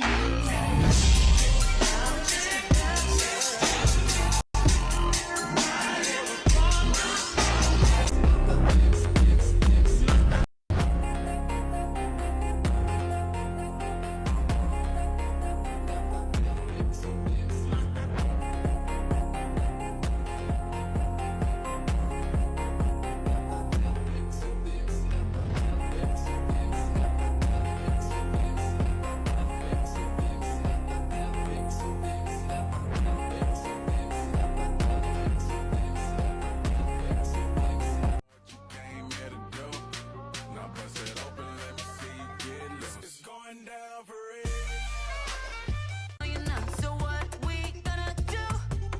I see you look at me now. Hands up, crack the sky open, put your hands up. Break the sky, let the water fall. So we don't ever more do. Throw it up what you want to. Hands up, crack the sky open, put your hands up. Break the sky, let the water fall. So we don't ever more do. Throw it up what you want to. We got to.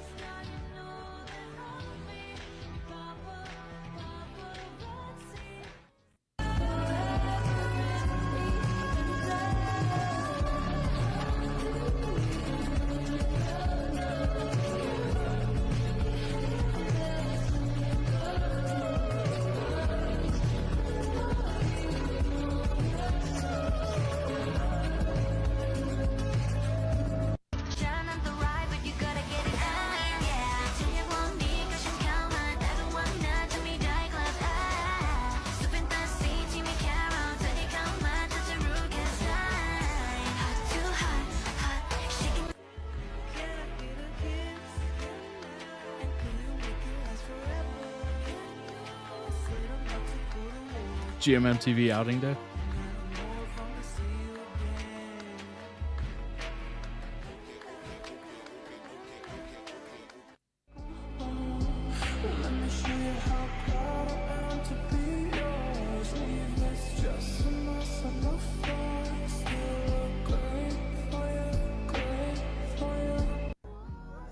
Mm.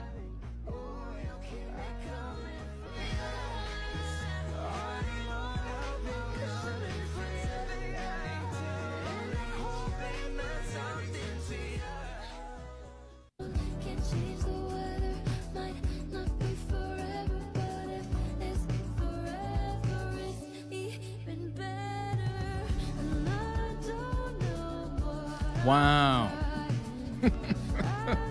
Talk about in the making.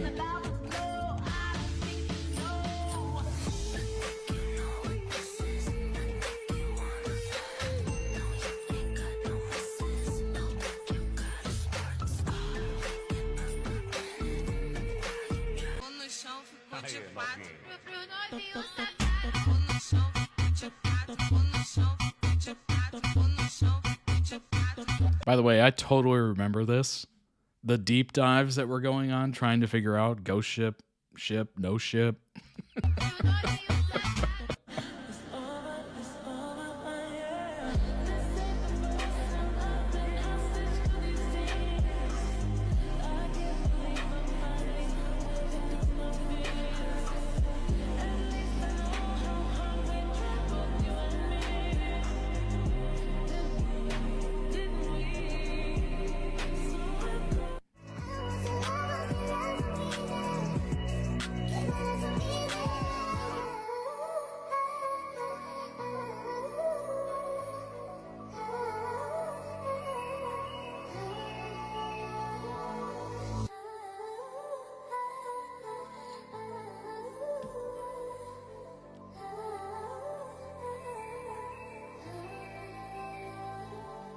ต่อให้คนที่แก้มชมพูที่สุดอะไร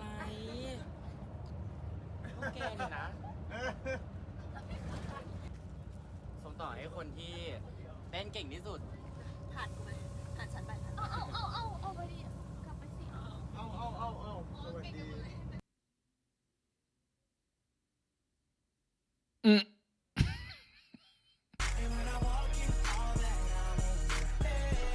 The labels.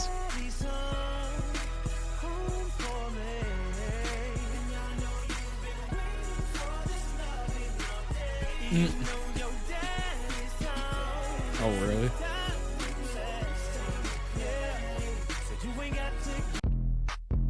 ใครมา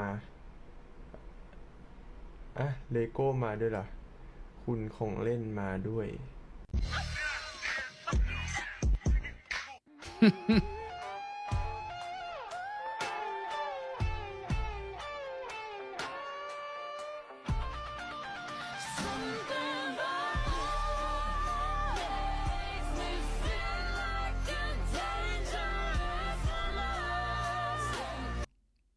Okay. I get this is probably paparazzi or something, or whatever form of that's there. It's a little too much. Like, it's a little long. Like, if you're going to grab a clip of somebody, make it quick. Like this, I would be so uncomfortable if I had the camera and just like zooming in on them. Like after maybe 2 seconds, like I would get a quick little video and then move on, because I would be so like awkward in that situation. I would feel creepy.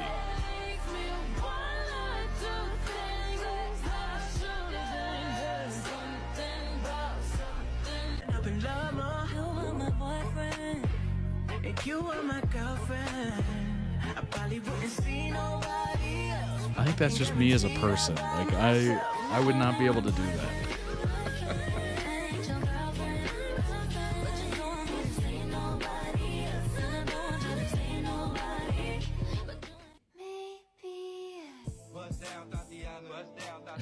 Bust down, Tatiana.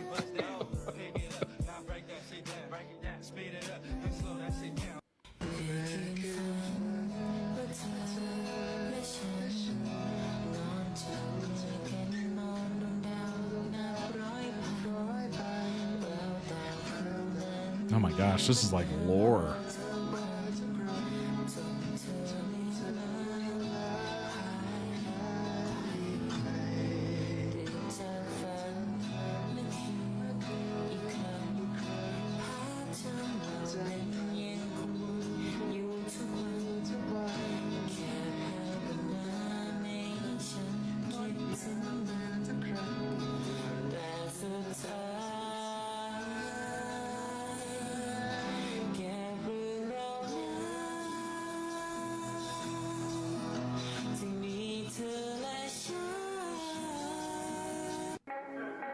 It's really beautiful.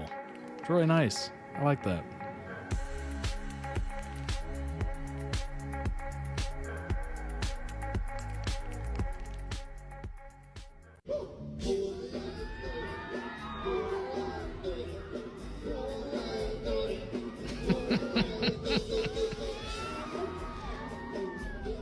The choreography, though. Move on to the next if you're done with your ex. The only ex I want is extra money. No extra stress, no extra worries. If I don't find a next, I'm not in a hurry.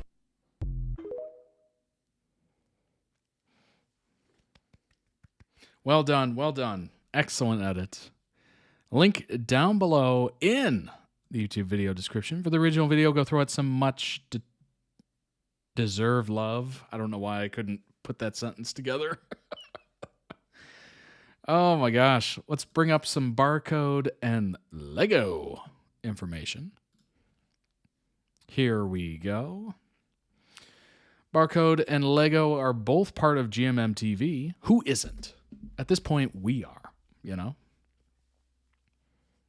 Not my most popular video, but I enjoyed making it. Honestly, it was a good one. It was a very good one. Good compilation of clips. It's hard to believe that's a ghost ship. It really is, honestly. That is my 2 cents. However, even before they were in the same company, Lego was a fan of barcodes, which certainly helps. This was shown in the video putting Lego's live singing Barcode's song No More Dreams, which is from his show Dead Friend Forever, along with Barcode's own live singing of it to make it a duet. It's beautiful. Since Barcode joined GMMTV, officially announced December 24, 24, and ever since people have been speculating who he would be paired with, admittedly, I, Mod Jace, have been suggesting Lego since day one. Barcode has since joining GMMTV been training with 3 others to become a boy band. Lego has regularly been with them as a choreographer and dance instructor. They've been seen socializing a lot, teasing each other on socials and attending events together. Plus, in Japan, they were paired together on stage.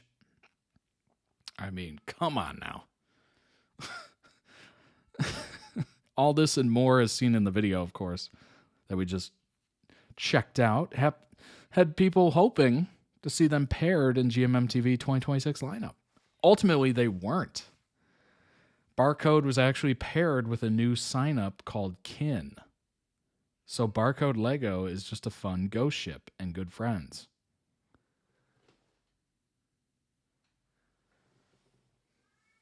Do you know how, I mean, obviously you know, but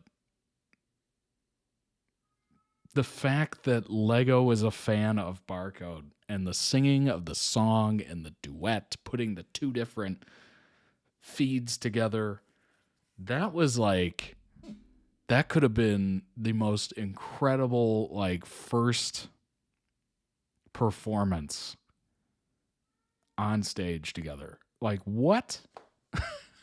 Like, it seems like it should be a fit. That is so unfortunate. Barcode's boy band project has been announced in the last week. The boy band is called Clover. His bandmates are Ashai. I am butchering the hell out of that. Keen and Ung Pao, and Came Out. That's someone's name? Came Out? They have chemistry. I still see them as a great choice, but I'm willing to give Ken a chance. Okay. All right. We'll give Ken a chance. A short leash, though. Short chance. You get one chance. One shot. Their debut single is Next to You, which came out 6 days ago. Oh, dang. You'll be learning about Keen and a ship later this month. Cool, cool. Let's go ahead and block that video so it doesn't get blocked. Say what? You know what it is? Let's go.เป็นคนรู้จักที่มันอยากขยับเข้ามาเป็นคนรู้ใจแค่ได้ทักทายไม่ต้องห่วงไม่มีอะไรฉันก็จะทักไปฉันก็ follow you กินอะไร breakfast Let's go I be the boy Oh, okay. คอยดูแลห่างไม่หันมามองก็คงไม่รู้ I got everything and anything that you need ถ้าใครมาทำให้ชอบทำไม That's a name. Oh my god. แบบว่ายังกับไอศครีมอยากให้เธอได้รู้นี่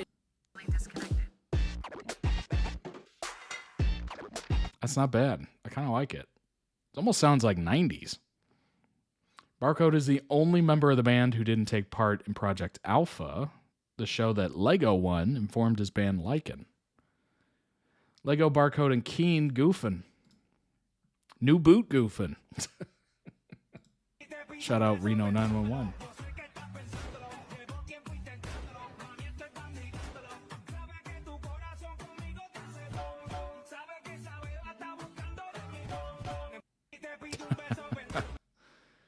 Lego is going to be in the new Jungdunk show. Wow. How to Survive My CEO in 2026. Barcode Kin will have their own show in 26. Kiss Me, remember.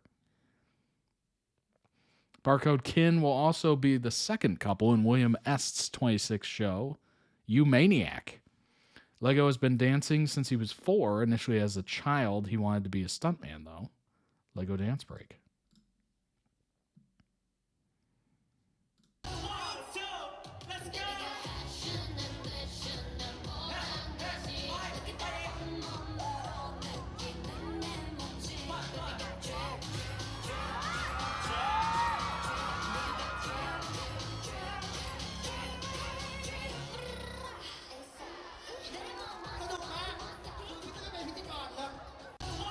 It's impressive.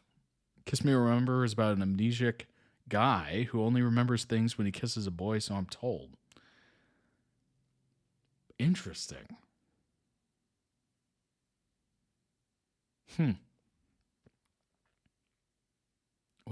That is kind of an original take. I don't think I'm trying to think of anything kind of sounds like that. I mean, the only thing I can think of is Sleeping Beauty, but obviously it's not dealing with memories. Barcode always planned to become a doctor, a heart surgeon specifically. Wow. He happened to attend singing lessons with his sister, and the teacher recommended him to choose those casting Kin Porsche. Wow. That's crazy. Barcode was originally paired with Jeff Satter, with whom he will be starring in Happy Ending. Jeff Satter recently joined Lycan on stage for their Dawn and Dusk concert in Bangkok. Barcode was in the crowd, as seen in the video of his reactions to Lego's performance. Jeff with Lego.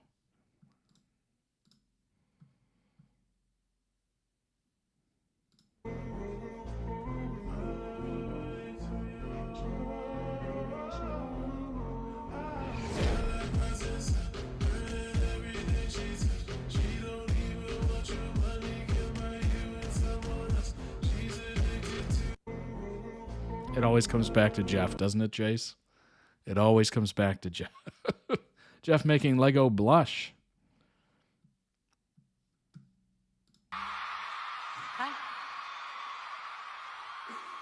เขาบอกว่าคนที่สวยที่สุดมักจะมาช้าเสมอ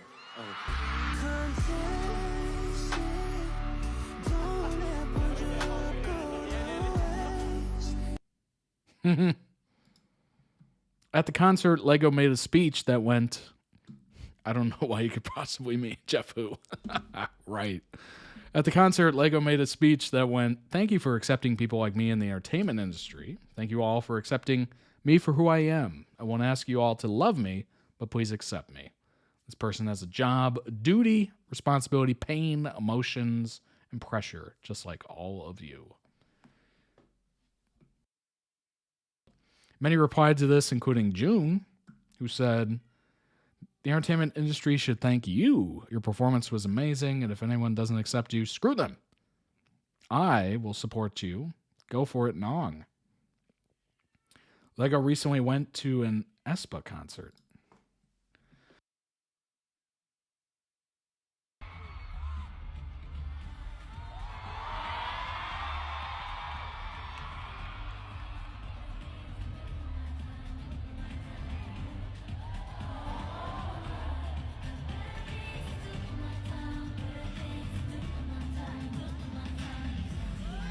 Indeed. Indeed I have. Oh my gosh. That would be pretty amazing to go to a concert and dance at the level, if not better, than the people on stage. Excuse me, my voice is not doing well. I'm losing it. I'm starting to lose it. Barcode was in the very first episode of the Thai remake of The Good Doctor. He was cast due to his performance in DFF.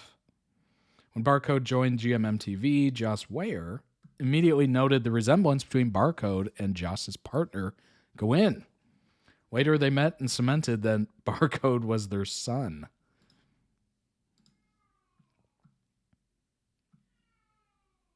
Oh my gosh. That's kind of uncanny. That is wild. Copy paste. Copy paste. That's funny.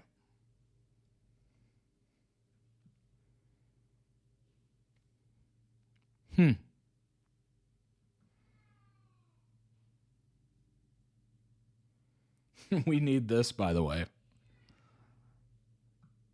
That is crazy.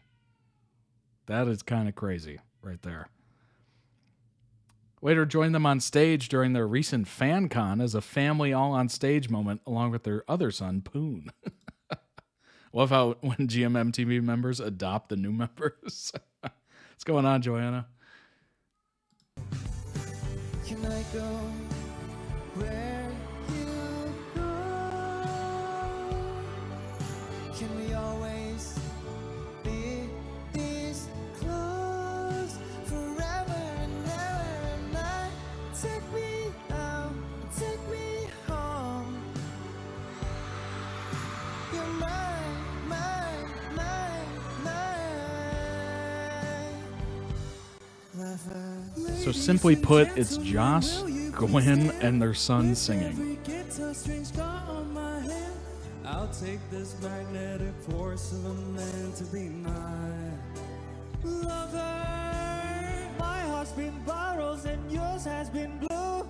All's well that ends well. YouTube commenters have wanted you to react to Joss Gwyn. Really? As close as you'll get until a member requests them. Indeed. Very true. These are member requested videos, after all. ToddReacts.com is the website you're looking for. It's the website you're looking for. Just call back to Star Wars. Wow, Poon. I knew he could sing, but his singing in English is an earworm. He made this song even more beautiful. Sound pretty good. Joss Gwyn are the biggest supporters of their family tree agenda. I have goosebumps. There you go. Lycan have announced their first ever world tour in 2026. Dang. We're coming your way. Get ready. More details and ticket information will be announced for each city. Berlin, Chicago, Ho Chi Minh City, Jakarta, London, LA, Macau, Manila, Milan, New York City, Osaka, Paris, San Francisco, Sao Paulo, Singapore, Taipei, Tokyo, and Warsaw. Pretty good mix. Pretty good mix of big cities there. GMMTV family tree goes wild. Millie and me plan to go to London. It's awesome. Now there's so many adopting sons. I'm so mad I can't go.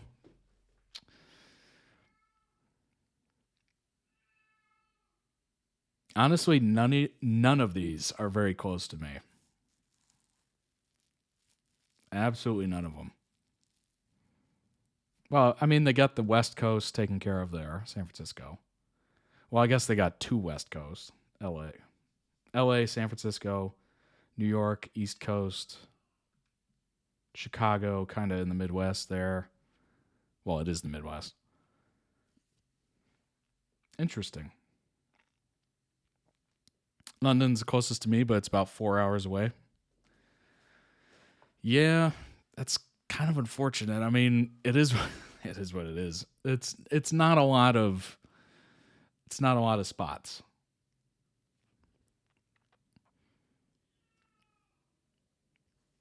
Yeah, that's a good point. Good point, Jace. What would the closest for me be? I think it would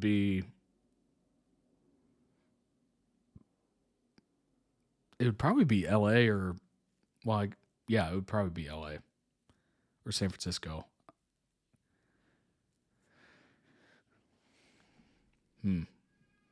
Definitely not New York.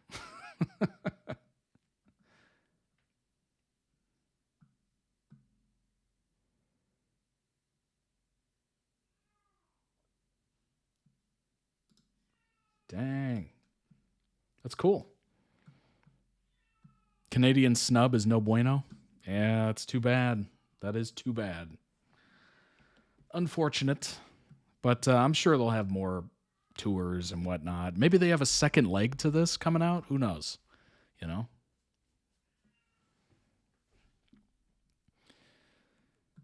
Well, if you're in those cities or you're close to them, congratulations. You get a first sneak peek. All right, let's move on to the next one. It is Kim. We're going back. We're going back to the pit, babe. Kim and Keeta, I don't want the world to turn without you.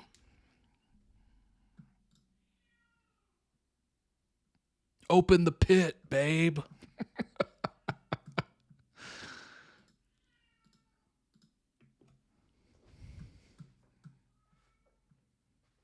These people post clips online. I'll be eating those up. Absolutely.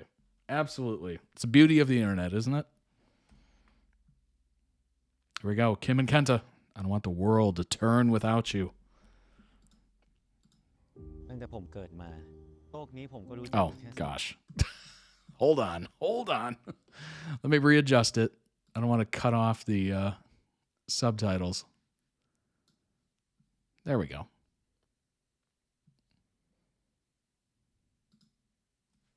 That'll be better. Now we can actually see it. All right, we'll start it over.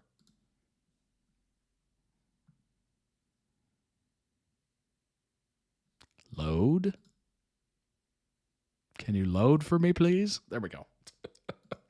ตั้งแต่ผมเกิดมาโลกนี้ผมก็รู้จักอยู่แค่2 คนก็คือโทนี่แล้วก็พีทแล้วก็เป็น2 คนที่ไม่เคยรู้สึกอะไรกับผมเลยผมหักจากคุณพีทเหรอให้แอบรักเขาข้างเดียวอยู่ไปไหนฮะผมจะไปหาพีทไปทำไมธุระด่วนนะคุณนี่คุณอย่ามาขวางผมเลยดีกว่าผมไม่อยากใช้กำลังเมื่อไหร่จะเลิกใช้กำลังคนอย่างคุณใช้อย่างอื่นไม่เป็นไรไง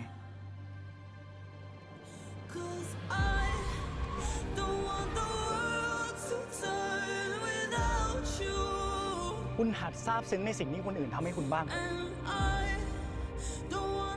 คุณอยู่เงียบดีกว่ามั้งถ้าอีกโทนี่มันเจอคุณอีกทีคุณไม่รอดแน่นี่คุณเป็นบ้าหรือไงเนี่ยฮะถ้าผมตามมาช่วยคุณไม่ทันขอบคุณว่าไง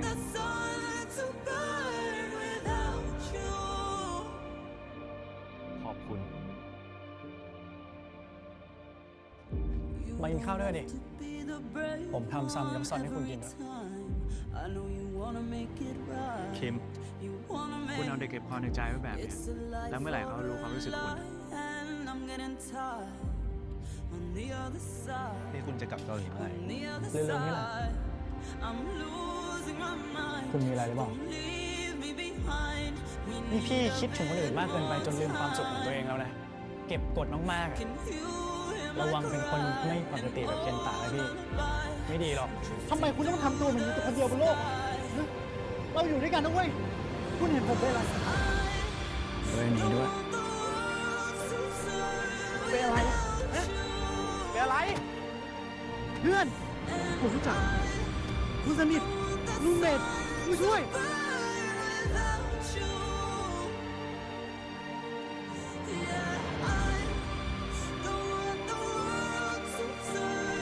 ทำไมของคุณวะ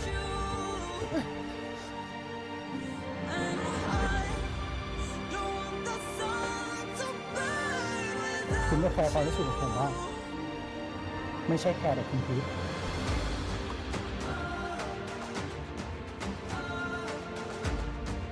มึงไม่มาช่วยกูเคนตาน่าเป็นคนส่งให้กับผมเพราะถ้าเขาส่งข้อความมาให้ผมได้ ก็แปลว่าเขายังไม่เป็นอะไรมาก ขอให้คุณพูดจริงด้วยนะ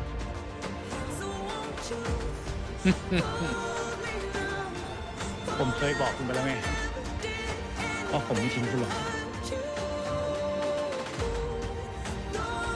ถ้าเป็นเคนตะจริงจะยืนยันให้เราไม่ต้องไปช่วยแต่ว่าไว้ใจผมนับถือความใจเย็นของคุณจริงคุณพีทเคนตะเสียสละทุกอย่างเพื่อเราทุกคนอยู่แล้ว ไอ้คิมกับเคนตามันลักลอบเข้ามา วันหลังไม่เอาแบบนี้แล้วนะคุณ มันอันตราย ผมบอกเลยว่าผมคนเดียวเนี่ยเอาอยู่ คุณมาวันหลังอย่าเอาตัวเองมาเสี่ยงแบบนี้อีกรู้ไหม ผมขอบคุณมากนะที่ช่วยผมมาตลอด ผมเต็มใจ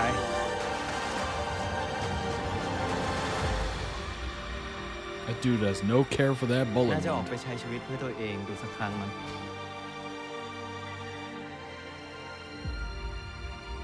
ยังไงก็ขอให้เจอสิ่งที่ชอบนะเพราะกูจะบินกลับเกาหลีวันนี้แล้ว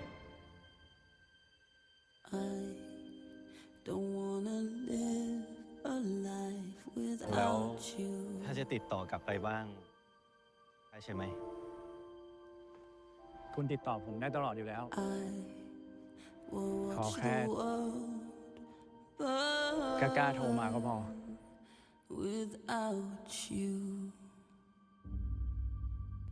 Tony experimented on Keeta, making him an alpha with special healing powers. He had already healed from the bullet. Oh, that makes sense. That makes sense. I was like, I would not be using that arm at all, actually. It would just be kind of limp. Oh my gosh. The editor says, I'm devastated by how little screen time they got. Like, seriously? I only cared about them this season. The others were just a mess. Well, enjoy this little edit of them. I guess it's time to say goodbye to Kim Keeta. But I really hope Benz and Garfield will act again together in some series. Link down below in the YouTube video description for the original video. Go throw it some much-deserved love and also check out their channel. They might have other videos that might interest you. Maybe you want to request it for stream at a later date. Certainly do so. Let's go ahead and pull up some information on Pit Babe. Open the pit. All right.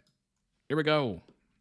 North Sonic and Keeta Kim were the 4th and 5th pairings with the least scenes. That is 5th pairing? Oh my gosh. That is wild. Garfield. He's the younger brother of actor Fluke. Really? Graduated from business school. Entered the entertainment industry when competing in GSB Gen Campus Star 2018. Nominated for Best Supporting Actor at the 29th Thailand National Film Association Award for Do the Movie. Got a couple coming out. One main role, Nobi, in Heart by Heart, and a support role in The Psycho.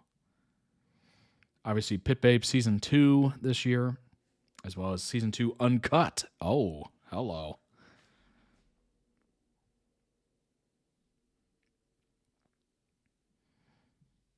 And we got Benz, actor and singer, under Change 2561.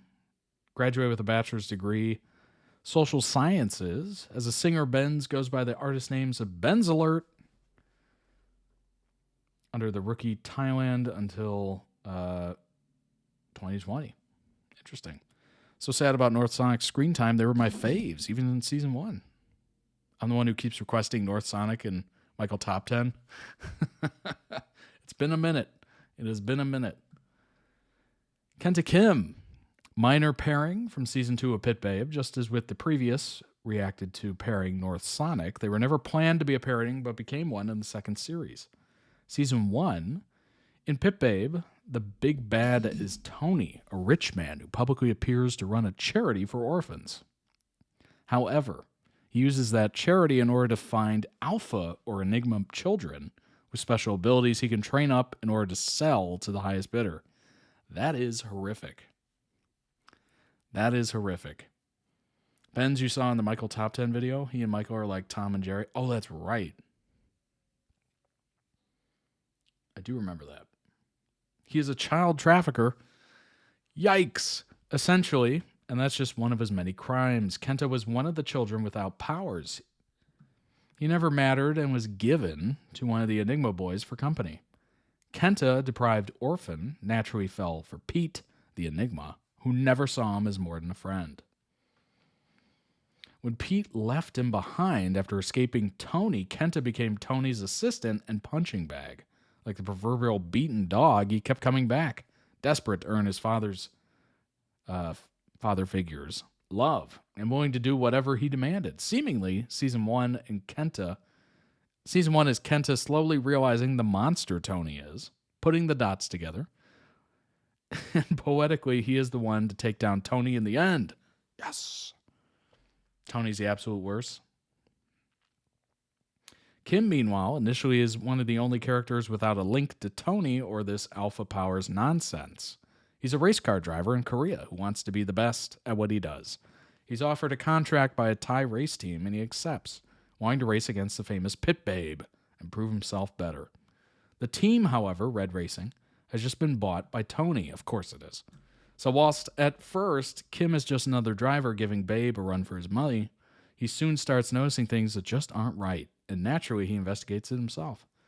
A few of the plot twists are uncovered by Kim, leading to the fandom joke that Kim is the only competent character of the pack.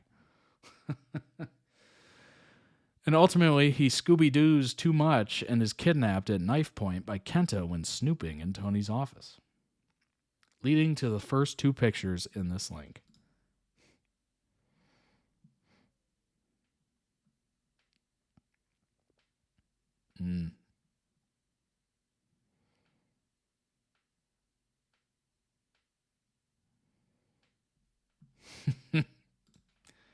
Tony talks about selling Kim for parts on the black market. That is crazy. That is crazy. Making it clear he's done this before and adding to this list of known crimes. Like a chop shop. After a foiled escape attempt with North and Sonic, eventually Kim's release is bartered for with Tony. He's in bad shape. For the final confrontation, Kim is there to see Kenta stab Tony in the back. The beaten dog finally turned on his cruel master. Yes. Season 2. Season 2 begins with Kim driving with Babe and the others, but he's frustrated and wants to go home to Korea. Quits the team. Meanwhile, Kenta was in prison for murdering Tony, obviously. But we discover he is in a car with a hood over his head with two other characters. He has been broken out by Tony, who is somehow alive. What? Oh. Boy, you really got to make sure you do it. You know what I mean? I'm kidding. That's a joke. Refusing to go back into service for Tony, Kenta runs to Pete, who ultimately asks Kim to hide Kenta for him. Pete says he only trusts Kim to do this for him. Going back to Korea is now on hold for looking after Kenta, which takes a lot because Kenta is hell-bent on taking Tony down again and finding out... Good grief. And finding out what the whats and whys of the season's evil plan. Much of the season is Kim steadily learning more about Kenta, coming to care for him, and getting frustrated that Kenta has no sense of self-preservation at all. There's a big twist there with why Tony survived. Oh. Oh, boy. Kim Rui told Alan, stop putting other people's happiness ahead of your own and stop keeping all your pain inside or you'll end up like Keeta while standing 3 feet away from Keeta. Kim Rui said, I see you.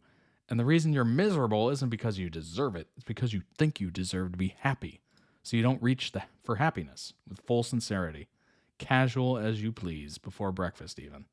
But he did it with the distraction of Alan and Alan's problems. So the focus wasn't at all on Keeta. He's letting Keeta know that he deserves happiness if he'll stop getting in his own way. While using Alan as an illustrative example and still being a great friend to Alan because our Kimberly is a real deal. Anyways, I'm going to go stand in traffic about them. Also, I really love that Alan went to Kim to complain about ex-Hunter being a mess. He knew Kim wasn't going to come back, but he needed a friend, and you can't go to your kids to complain about your other kids. So he went to Kim because he's the only other reasonable adult that knows that will let him whine, but won't let him be defeatist. I love their friendship.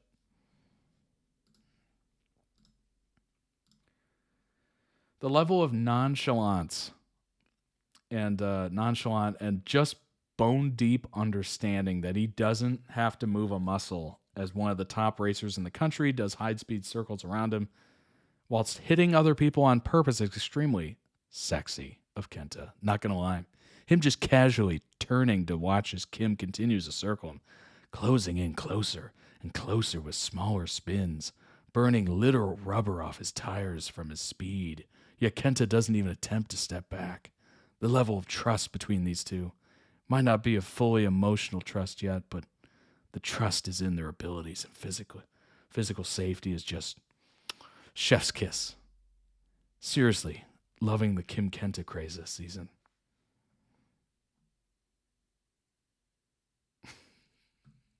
I felt like I had to. Ex-Hunters, the racing team? Okay. When they break into one of Tony's facilities, Keeta sacrifices himself to allow Kim to get out and get back to the others with the information they've discovered, as seen in the first link. Keeta is then held hostage for the rest of the season. That's an interesting way to spend the rest of the season, with Kim growing more and more frustrated with the others. What about Keeta, my precious boy, asking the real questions? But I think Kenta's probably okay. Oh, F off with this. Gotta say, I admire your patience, Pete. Keeta gave up everything for all of us. Keeta really loves you. I just don't want you to see him as just another pawn in your game, Pete. The way Kim loves Keeta is truly a thing of beauty because he loves him as the person he is entirely. He loves Keeta and he wants him to be seen as the whole person he is, not the tool Pete treats him. And it's effing beautiful because Kim is from the outside of the group, so he can honestly just say these damn things. Be honest, be open, be clear. He doesn't have the same trauma or emotional connections that so many of them do, and he sees clearly what all the others do not. Kim loves Keeta, and so he loves what Keeta cares about, even if he doesn't love the person he loves, or does. When Kim does get to save Keeta, what is the first thing he does? Put bulletproof armor on Keeta. We saw that. He values Keeta. He's not just a tool or a means to the end. For a first time, someone sees Keeta. Kim does go back to Korea for a year. He knows Keeta needs to learn who he is away from Tony and the trauma. A year later, they reunite at Babe and Charlie's wedding and are together and happy. Love the fanfic reading voice. I try. Whenever I'm reading something and I know it's going there, I put it on. It usually takes me a couple sentences to figure it out. Maybe I'll finally try living for me for once. I'm emotional as F about Keeta spending a year learning to live for himself because he would have devoted himself wholeheartedly to Kim in the exact same way they did for Tony and for Pete. But he needed to stop being the person who just threw himself in front of bullets for other people without even thinking about his own safety. And Kim needed him to stop being that person too. no, you better not throw yourself in danger again. And from the moment they kissed, it was like Kim knew Keeta wasn't ready for this. Like Keeta was just responding to basic scraps of decency and following what Kim wanted. Just whenever I read the word scraps or I say the word scraps, I just instantly think of that frickin' Iron Man meme. Tony Stark did this in a cave with a box of scraps. There was such a strange vibe to this scene that I'm obsessed with. The dissonant music, the blankness in Kenta's face, the confusion in Kim's. This could have been a triumphant, glorious reunion, but Keeta was ready to treat Kim as yet another savior, and Kim knew it wasn't right. I also just love that even though there's so much heartbreak in their goodbye, Kim is doing what Kim does, and he's not blaming Keeta for not being ready to give Kim what he's looking for. It's crazy to me that this is the same outfit he was in when he told Alan he had no hard feelings about leaving X Hunter. These moments are tied together. Kim is still making his own decisions and letting other people make theirs, and finding no fault in that. Truly a level of emotional maturity that everyone should aspire to. I also love that he didn't let it slide that Keeta never reached out to him when he was captured. It's the, I'll be there when you're actually ready to let me in for me. It's not that he's leaving Keeta, it's just that he's not putting his life on hold while he waits for Keeta. But oh, does it hurt for both of them to part from the person who had become their safe zone. Anyways, these moments are everything to me. I simply have no words. The two lone wolves have found a home in each other, and I am inconsolable about it. Inconsolable. Inconceivable. Oh my gosh. All right. Love that. Love that.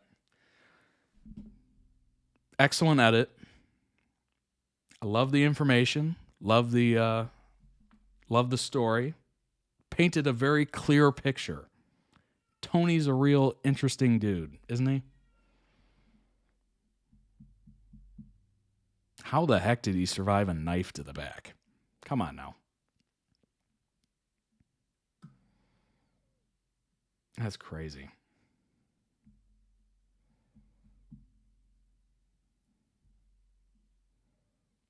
I'll tell you one thing. Keeta will definitely not screw that up next time. Well, I guess he didn't, right?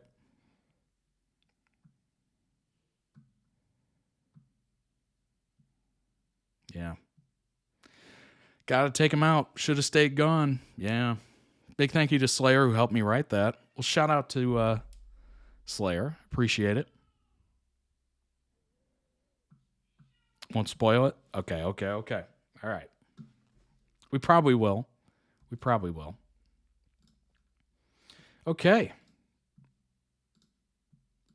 We're here. Could have had that screen time for the couples. Every time you see him pop up on the screen, you're just like, why is that guy here? He should be gone. Oh my gosh. Okay, we're here. We did it. Final video of the week before you kick off your weekend, and hopefully it's the best weekend ever. This is from the Amazing Phil channel. You might have heard it.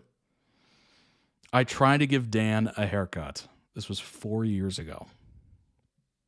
This is definitely pre-hard launch. Definitely pre-hard launch.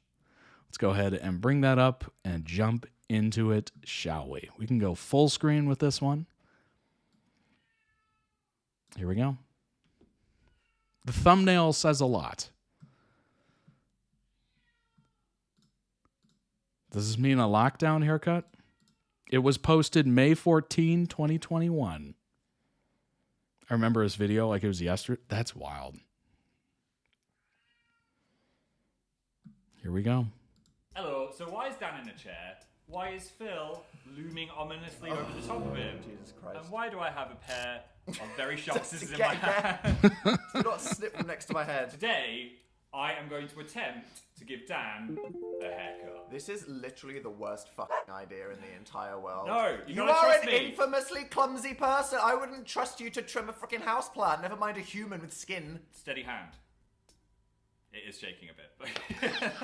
Firstly, it's going to make good content. Have I not suffered enough? No. People's okay, It is fine. shaking a bit. Secondly, I did a great job of my hair in my own video, so you should be inspired by my skills. You accidentally did an okay job cutting your own hair. If we're gonna do this, Yeah. you have to promise to actually not cut my ears off. I'm going to okay? try. I can't promise, but I'm going to try. Because you're starting to look like one of those sheep that's been found by a farmer after 3 years. How dare you? You know what I'm talking about.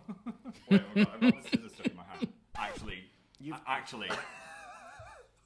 Oh my god. We need some lubricant. Please, no. I'm being serious, Phil. What? This is a really, I really know. close. Ah! Nah! Come here, idiot! What? Close the fucking scissors. Okay. they're Before closed. you try Right, to get them Don't off, pull it. Ow. bro. Wait. Ooh. Ah! Ow! Ah! Great fucking start. That was Hey, bad. what's gonna go wrong? Oh my gosh. Fire engine. Call the fire engine. The single Hello, fire Mr. engine. Personified Fire Engine. Can you Save please me. lube up my friend's ring finger? No. It's not the first time someone said that. What? Anyway, right. I love how Phil, and I've noticed this, Dan will have a joke, and it's pretty good, obviously. And then Phil will take it to a level that is just brutal. And I love when Phil makes Dan just have this look of disgust. It might be a Sweeney Todd situation. Maybe all of this over the last 10 years has been leading up to this moment. You're not helping. Phil takes the joke Fucking one step too hell. far, filling it. That's funny. In the sea. I don't have a fancy blanket to put around you because I threw that out, but I do have a little bevy. What is this? And some Crispies. Yeah, you got me vegetable crisps. Yeah. Wow. I need you to be relaxed. Why am I actually impressed right now? Okay, I'm in. I like salad vegetable mindset. crisps. Yes, Those are good. It's a relaxing afternoon. Ribena on ice. You put Ribena in a wine glass. Yeah. Somehow that's quite relatable. Okay, If you sure. close your eyes, you can pretend it's rosé. I'm gonna need a whole bottle of rosé to get through this. Just let it all go. Phil, What stays in the salon stays. What stays in the what was it? What is in the salon is not in the salon. The salon isn't in Vegas, but you are in my chair. Have more of your drink, Dan. Okay. Talk to me about your feelings. Where are you in life?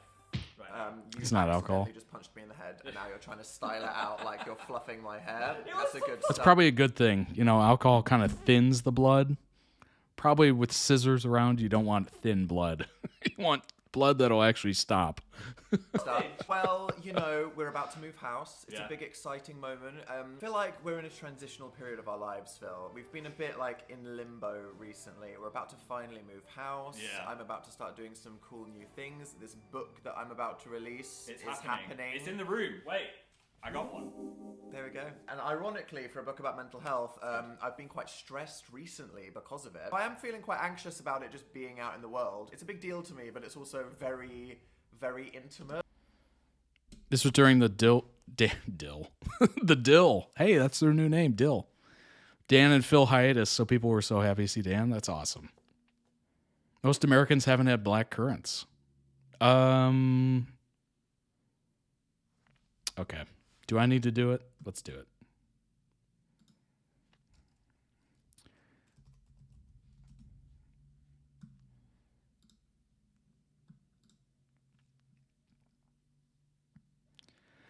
Juicy since 1838. Really? Wow. This is such an interesting looking bottle. Look at that. Rich in vitamin C. I like that. Only 15 calories. Dang. Okay, this one's a little more standard looking bottle. 100% recycled. We like that. That is so old. 1838. Good grief. I can say this. I don't think I've had blackcurrant before. I gotta look for this. I'll see if I can find it.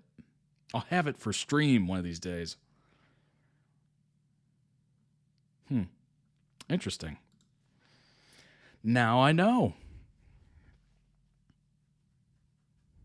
Dill is the name of their sim character? I'm dead. That's so funny. Cranberry farmers made it, so they were declared an invasive species in America. Oh my gosh. Cranberry farmers were worried about rivals? I get that. I get that. We do love our cranberry. We do. Yeah. And personal. Ooh. And when I was just Personal note, writing I've it, been cutting my own hair, you could about probably it, and I was tell, just gonna be like, for in like bookstores, 18 and I'm years. Like, that's out there now. Thousands of these already jetting around. Ever since I went to Will this college. haircut just be a vehicle University. to get you away from all those feelings? Okay, COVID, sure. snip it away. Being trapped in this box world, with you. Snip it away. Snip it away. To be honest, as long as I finish this video with 2 ears and don't have blood shooting out of some orifice, then I'll consider myself lucky. I'll do my best. Talk to me about this style, Dan. What's Well, this is my lockdown hair. It's just Yeah. gotten slightly longer. I've been brushing it behind the ears. You know, it's a big curly fringe. I don't hate the length. This so is good. I I don't like want to this lose bit. that. This we bit just is need trash. to. I've got to be honest with you, otherwise we're not going to get anywhere. We, I don't hate the length. This so is good. I I don't like want to this lose bit. that. This we bit just is need trash. to. I've got to be honest Trash. with you, otherwise we're not going to get anywhere. A change? No. Hawk? Exactly. That's my feelings, right? I've done it for 18 years, and then every time I do it, it's an adventure. A light trim. A light no, trim. No style. What is a trim? It's something you always say to a hairdresser, but they never know. Oh, that was They nice. do what they want. So the side of my hair is very, very long. Oh, it's so out I've now. got kind of 2010 Dan. I should be emo buying energy myself going on Chinese there. food whenever I Need cut to my own go. hair. Well, I guess that defeats the whole purpose. I look like Toad It's- from Mario. Let's it's be scared. honest. The back has kind of turned into a mullet. Yeah. And I'm really not trying to go for They're almost back in. I don't know, Dan. It's curling in like 17 directions because it's gone so long. one direction, more like 17 directions. Yeah. Harry, I have no styles. The top is kind of No a bush, styles. needs to be tamed. I just have one request, Phil. Yeah. Please do not accidentally trim my entire fringe off, because I'm not going to be able to come back from that. No. That would be like category 10 disaster. That would be category 10 disaster. But I'd make it work. Let's I do promise. let's do this last, okay? Okay, let's do it. What would happen if I just got a giant wax strip on your head and it went... You'd probably decapitate me. Yeah, maybe. Have Be a giant satisfying. wax strip lying around No. somewhere. Okay, good. But I feel like it'd make a good TikTok because it's short. I just go... TikTok, watch me murder my friend. Okay. So this is the naked raw razor. Put a rubber on it. Got this... Protective guard. Oh my god, I have that I've got same razor. 13 inches. No, 13... Do you even know? Oh 13 my inches. god, I'm doomed. I don't know how big a 13 Oh. incher is. It's 13 millimeters. I'm gonna die today, aren't I? Clipping it on. Where's the neck thing? I'm just gonna destroy this room. But All right, so my favorite That's t-shirt. so funny. We have the trousers, same and everything freaking that's clipper. is gonna be completely annihilated. It's gonna be Okay, worth it. got We'll get the back out of the way and then the camera can see. Obviously got it from Amazon as well. Backdoor action. I'm gonna film it anyway. If you want to see the back cam, you need to pay for my only dance. I will not be doing that. Okay. Let's do this. Pray for me. Oh my god, it's actually happening. I had this video in my head and I was like, yeah, I'm doing that, but now I'm actually doing it. It's quite scary. Oh god, so it's premeditated Oh my murder. god. Right, okay. Oh my god. I can see the Daily Mail headline now. Holy crapoli. There's a white thing flashing, but I'm sure it's fine. Right, here we go. Which way do you do it? Is it like that? No, it's like this. It's like this. Ah! Don't scream! Oh my god. Okay. Oh. It's happening. It's I happening. think that means it needs to be oiled. There's a that. white thing flashing.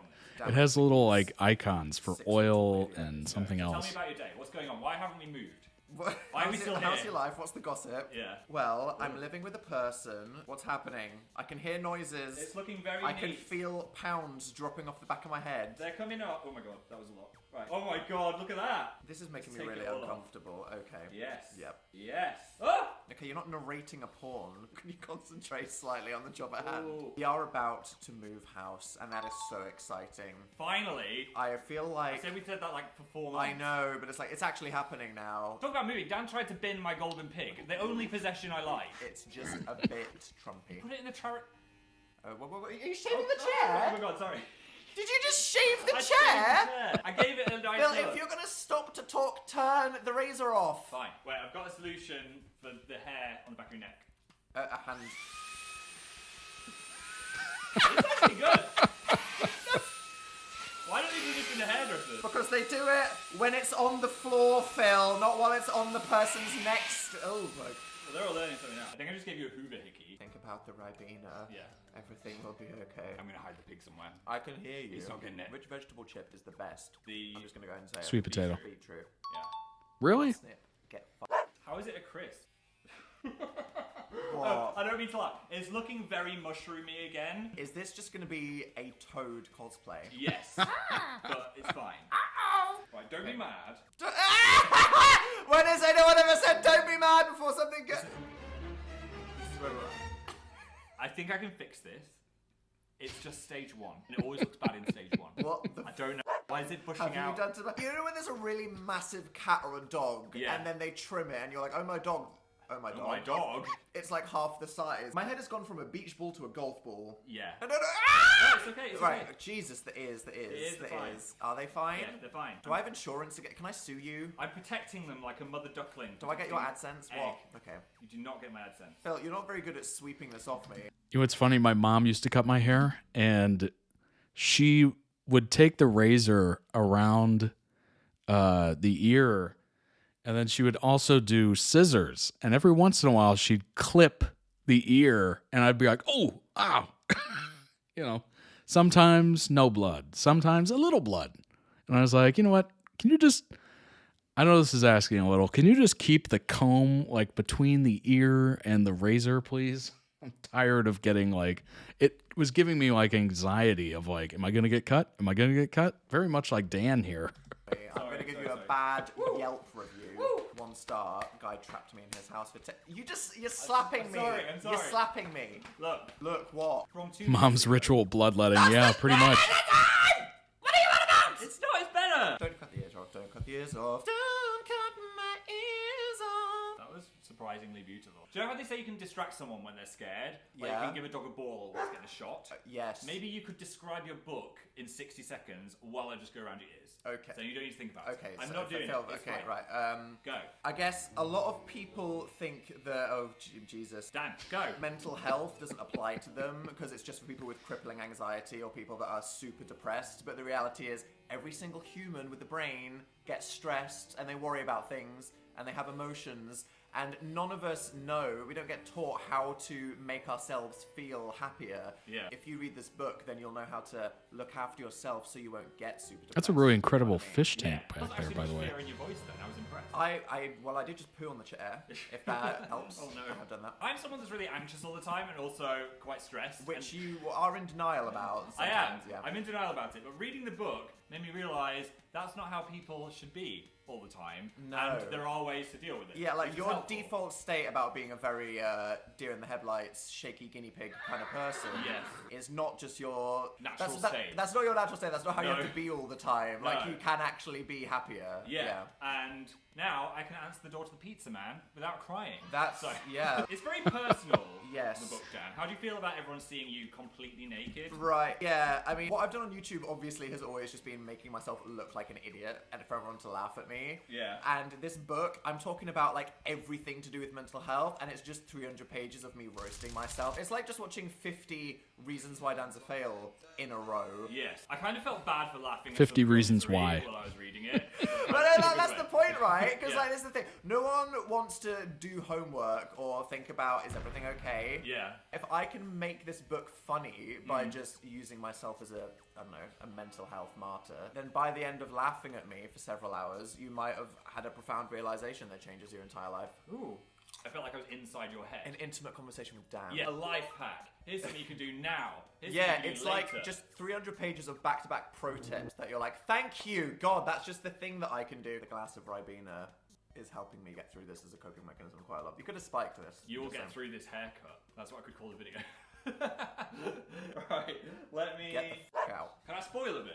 What are you going to do Right, randomly? choose flick through a it? random page. Stop. Let's talk about the D word. That's the first thing. No! Here we go. Let's talk about The attitude. No. Stop. more people, more problems. Oh, this is me roasting about the people that you live with. Yeah. Do you still live with your family is and this you about hate me? them? The people that you're trapped with influence the state of our home environments and mental health in general. I There improve needs to them. be a mutual understanding, an appreciation of boundaries, how long people can use communal areas. Hashtag back. Okay, I still have ears, I still have a neck. I think I'm it's not- time to move on to scissors No, wait. Comb. Comb and scissors. Wow, there's like a whole square of hair there. That is Remember when a I lot. had square hair? We've had some style choices over Oh the my years. gosh, I might bring Why it was back. Phil not more popular when he went to Longboy University? Oh my gosh. Wait, stop! What? Do nothing willy-nilly. There's no willy. Silly filly. There's no nilly. No, my ear is not in the scissors. No. Okay. Ready? Yep. Do you need to like brush It's or fine. something? Okay. Oh, that's not good. Oh, that's not Can good. you just- Wait, I'm just gonna show you. What the fuck? That is such a bad error. As someone who cuts my own hair, I've made that mistake before. You've got to do it very close to the ear, and everything else has to be the clipper, just shorter attachments. Oh my gosh. Don't know how I did that. Doing to my head. I'm sorry. Okay, I've taken the safety guard off. I'm gonna tidy up the back now. Here we go. Do you want a straight line? Jaggies? What do you want? I don't want. What the fuck is a jaggy? I don't know. Well, Straight line, please. Straight No, I line don't or do anything jaggy? Straight. Except for this. But I want this to be. Oh no. That's not straight. I've done a jaggy. Oh no. Maybe leave it. It's like a cool statement. It's almost like a weird avant-garde asymmetrical haircut. Except it's not Phil! Am I straight now? It's much straighter than you. Guys, basically, I'm straight. How are you really, Dan?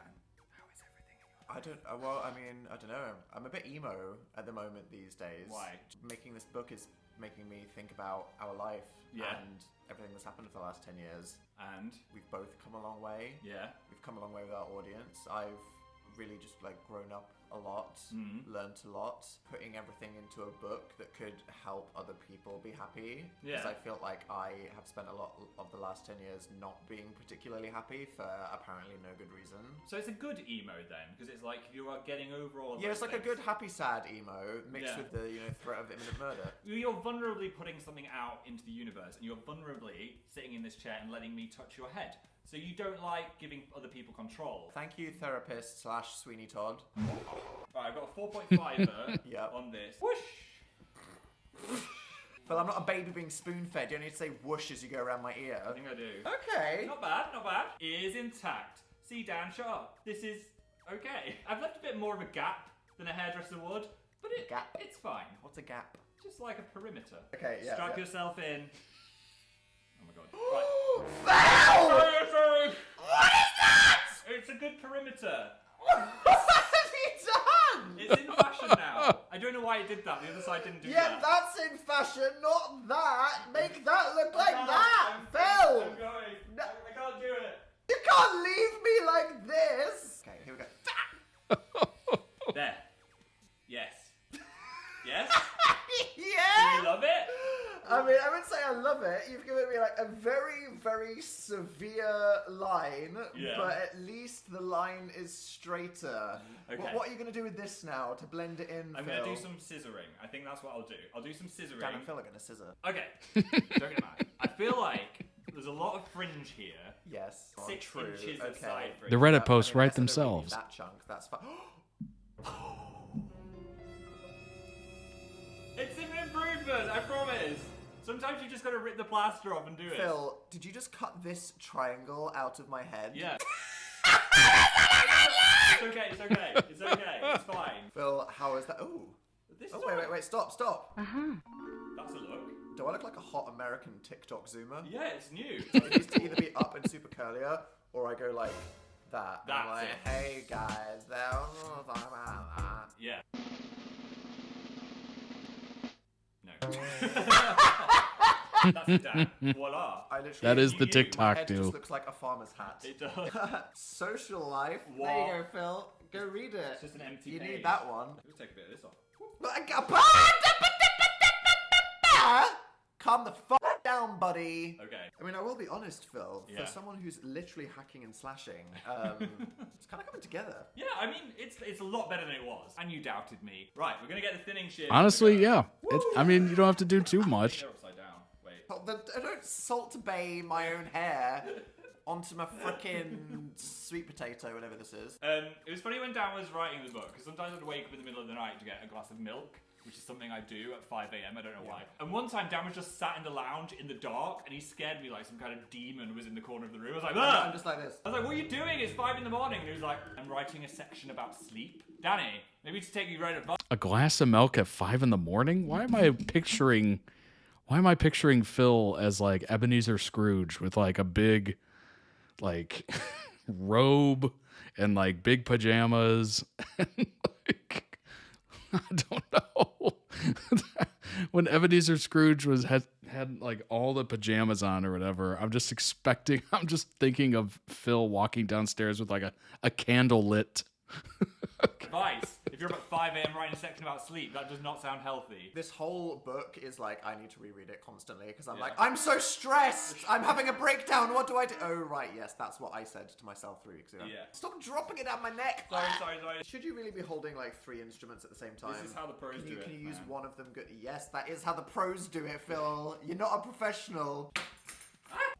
Who needs 10 toes? Who needs feet? I don't want to be weird, but I think I'm accidentally done. It And looks I good. don't want to be an idiot hypocrite hater, but Phil, I feel like you've kind of given me a cool haircut. Now, I'm sure if anyone who knew what a real haircut is got in there. You know what? I think those were. What are those? Are those the normal scissors or are those the blending scissors? Those might be the blending ones, which is technically what you would use, I suppose. That is how the pros do it, Phil. You're not a professional. Who needs 10 toes? Who needs feet? I don't want to be weird, but I think I'm accidentally done. It And looks I good. don't want to be an idiot hypocrite hater, but Phil, I feel like Blending ones, you've yeah. kind of given me a cool haircut. Now, I'm sure if anyone who knew what a real haircut is got in there and went, what am I looking at here? They'd be like, this is a disaster. Yeah. But from 3 feet away, Yeah. heavily compressed by YouTube. It looks good. Don't get me wrong. There's some interesting parts. So everything was Like- wrong. There's The a triangle haircut was there that we're compressed hiding by on the bald YouTube. spot. We've got a wedge here that's We've not got the very slight even. Spock ear. Right, are you ready to see your haircut in its full glory? Okay, is this the... Oh god, Phil, That's- tidy me up. That's a bit of a bald patch. I don't know how I made it. Oh my god, it's so patchy. That's so patchy. I The know. back is, you haven't blended the back at all. I It's just don't like know. a huge wedge. I'm sorry. I can't do any more. This is what you're getting, man. The very top's okay. It's Yeah, the top patchy. is alright. I'm a good top. Just the bottom. People might want it, but it's not there. What would you give me? A solid 2.5 stars. Hey, you're not bleeding, Dan. Give me at least 3. Okay. Yeah. Just eat some hair. Leave the vegetable crisps at that. So, you Thanks, should get Phil. Dan's book. It comes out this week. You By can... the time this video's up, it will probably be out. Yeah. So Click the link below and it will be flying through your letterbox like a treat for your brain and your soul. A little bit of Dan in your mind, like Phil. Nice. sitting with a pair of Very scissors. nice. Yeah. And Phil, Yes. something I talk about is the importance of having people to support you. And Yeah. that's been you throughout my Ah. life. Through all the little existential crises, Yeah. you've been there feeding me snacks. I have. And as annoying as you have been, at least you've been there. Thanks, Dan. That was too positive. We can't end the video like that. If you enjoyed this, give us a big thumbing. You can subscribe to me, ding my bell, get Dan's Hey, book. subscribe to me. Yeah. I'm gonna upload. That was actual real sweet moment there. And then who knows what the hell's coming after that? Let's That's see. exciting. And have a good day. And we're going to clean up hair for the rest The of next 7 time. Let's just move out of this Literally. apartment and leave it like Just leave this. it. It's like, bye, Molotov cocktail. Bye. Thanks for having me. It's been genuinely traumatizing. Hello from the editing zone. Phil, why are you back? Well, first of all, I just wanted to let you know this video was a mistake. There is hair everywhere, and it's never going to go away. Secondly, I just wanted to say how proud I am of Dan and how he's grown into such an inspiring person. And he's so modest about this book, and he's not talking about it as much as he should. So here I am to talk about it, because it's great. I learned stuff, I laughed, I might have even cried. Shut up. But I agree, there's so many things that we need to know to keep ourselves happy. So you shouldn't just get this to support him. You should get it to make yourself that little bit happier. I've just seen how happy he's been since he's found all this out, and I want that for you as well. So, I put the link below. He's probably going to hate me for this, but it's too late now. Bye. That's awesome. Hello, That's so- great. I love that. I love that.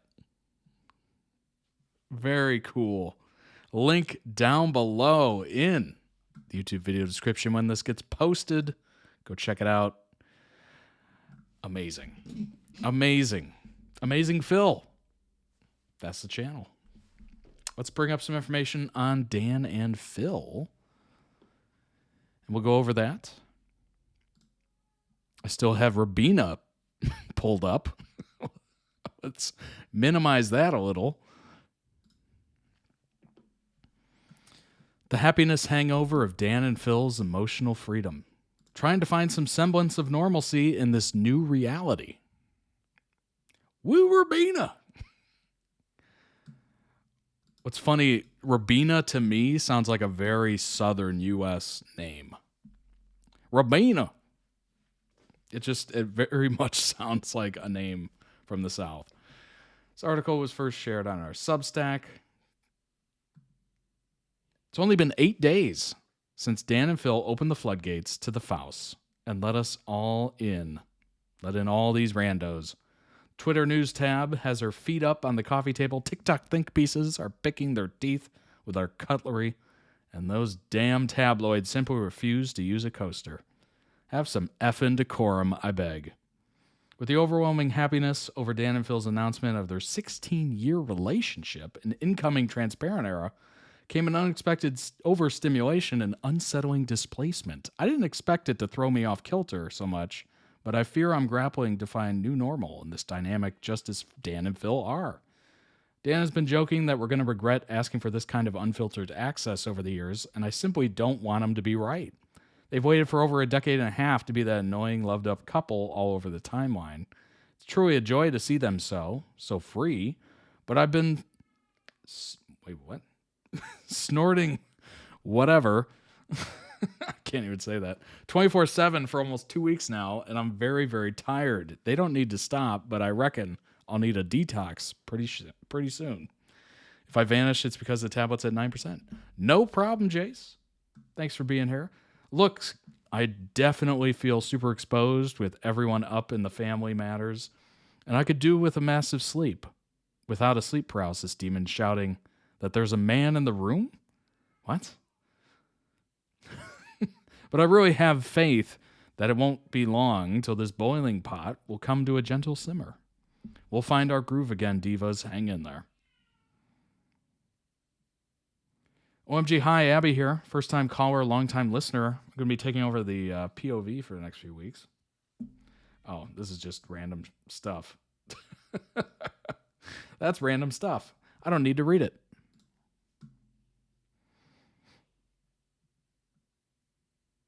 What am I seeing right now?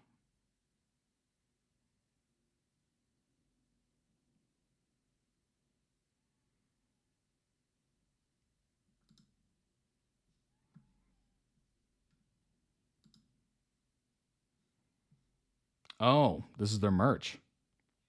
Oh, the calendar. On the first podcast. Look at me adding podcast. Episode post-hard launch, Phil shared a story about how Dan woke him up with a night terror, shouting, "There's a man in the room." Oh my gosh. This is their merch store, Fantasyland. The fantasy calendar.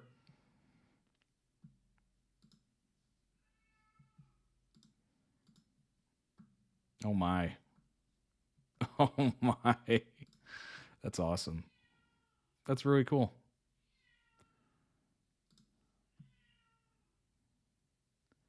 Terrible influence. Dan and Phil are my dads. That's awesome.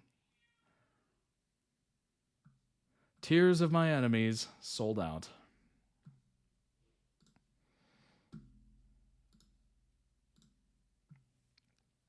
About the calendar, have no self-control. That's awesome. Best calendar they ever made, really. The friend PJ and his girlfriend Sophie made all the sets for the calendar. Wow. Very impressive. It was very nice. Very, very nice. Who are Dan and Phil? Meet the famous YouTubers who've confirmed they've been secretly dating for 16 years. Fan shippers rise after 16 years of collabs dominating YouTube and riding the original wave of the Brit crew, which I just found out about, by the way. On the platform, popular creators Dan and Phil, aka Dan Howell and Phil Lester, of course, finally confirmed that they've been dating for the entirety of that time. Dan34, Phil38 posted a video on their joint channel simply titled, "Are Dan and Phil in a relationship?" which has received over 1.7 million views less than 24 hours after going live as of writing. The pair discussed the parasocial relationships fans have formed with them over the years. Let's see. This is why all the digging from people online hit a nerve, because Phil was my safe space. You were my first boyfriend, Dan tenderly shared. You were a literal ray of light in my life back then. Having all these people trying to out us and become so hostile to me when I tried to hide it was so triggering. Honestly, it could have killed me. Who they are, we don't need to go through that. We know who they are. We've done that before.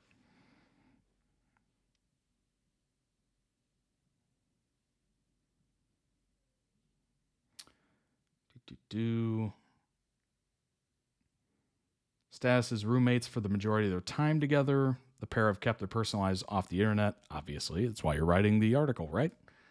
In 2019, after admitting to feeling pressure from the internet to do so, Dan shared a coming out video. Phil followed up with one of his own.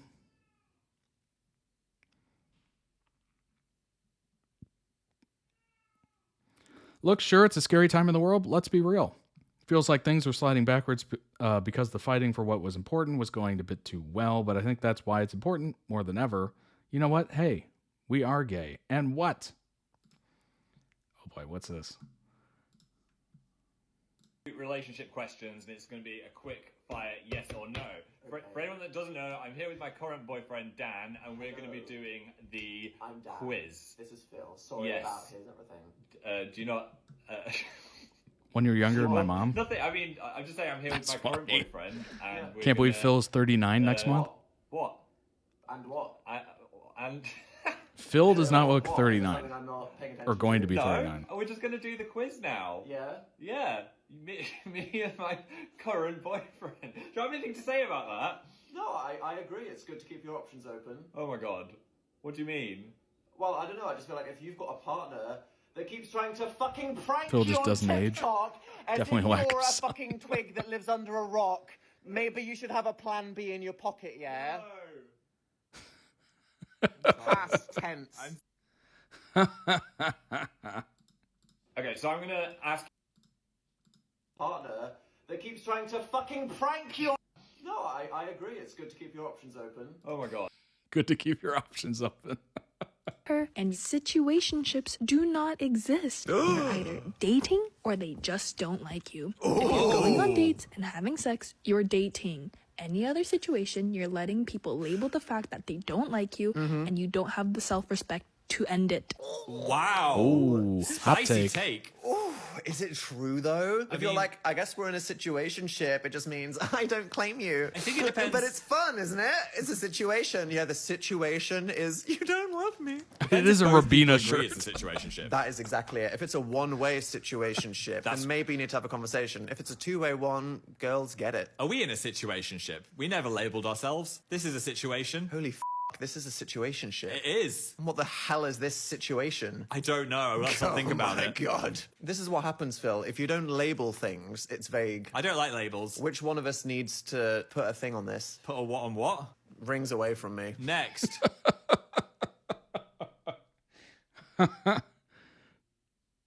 Do they have a sponsorship? They should.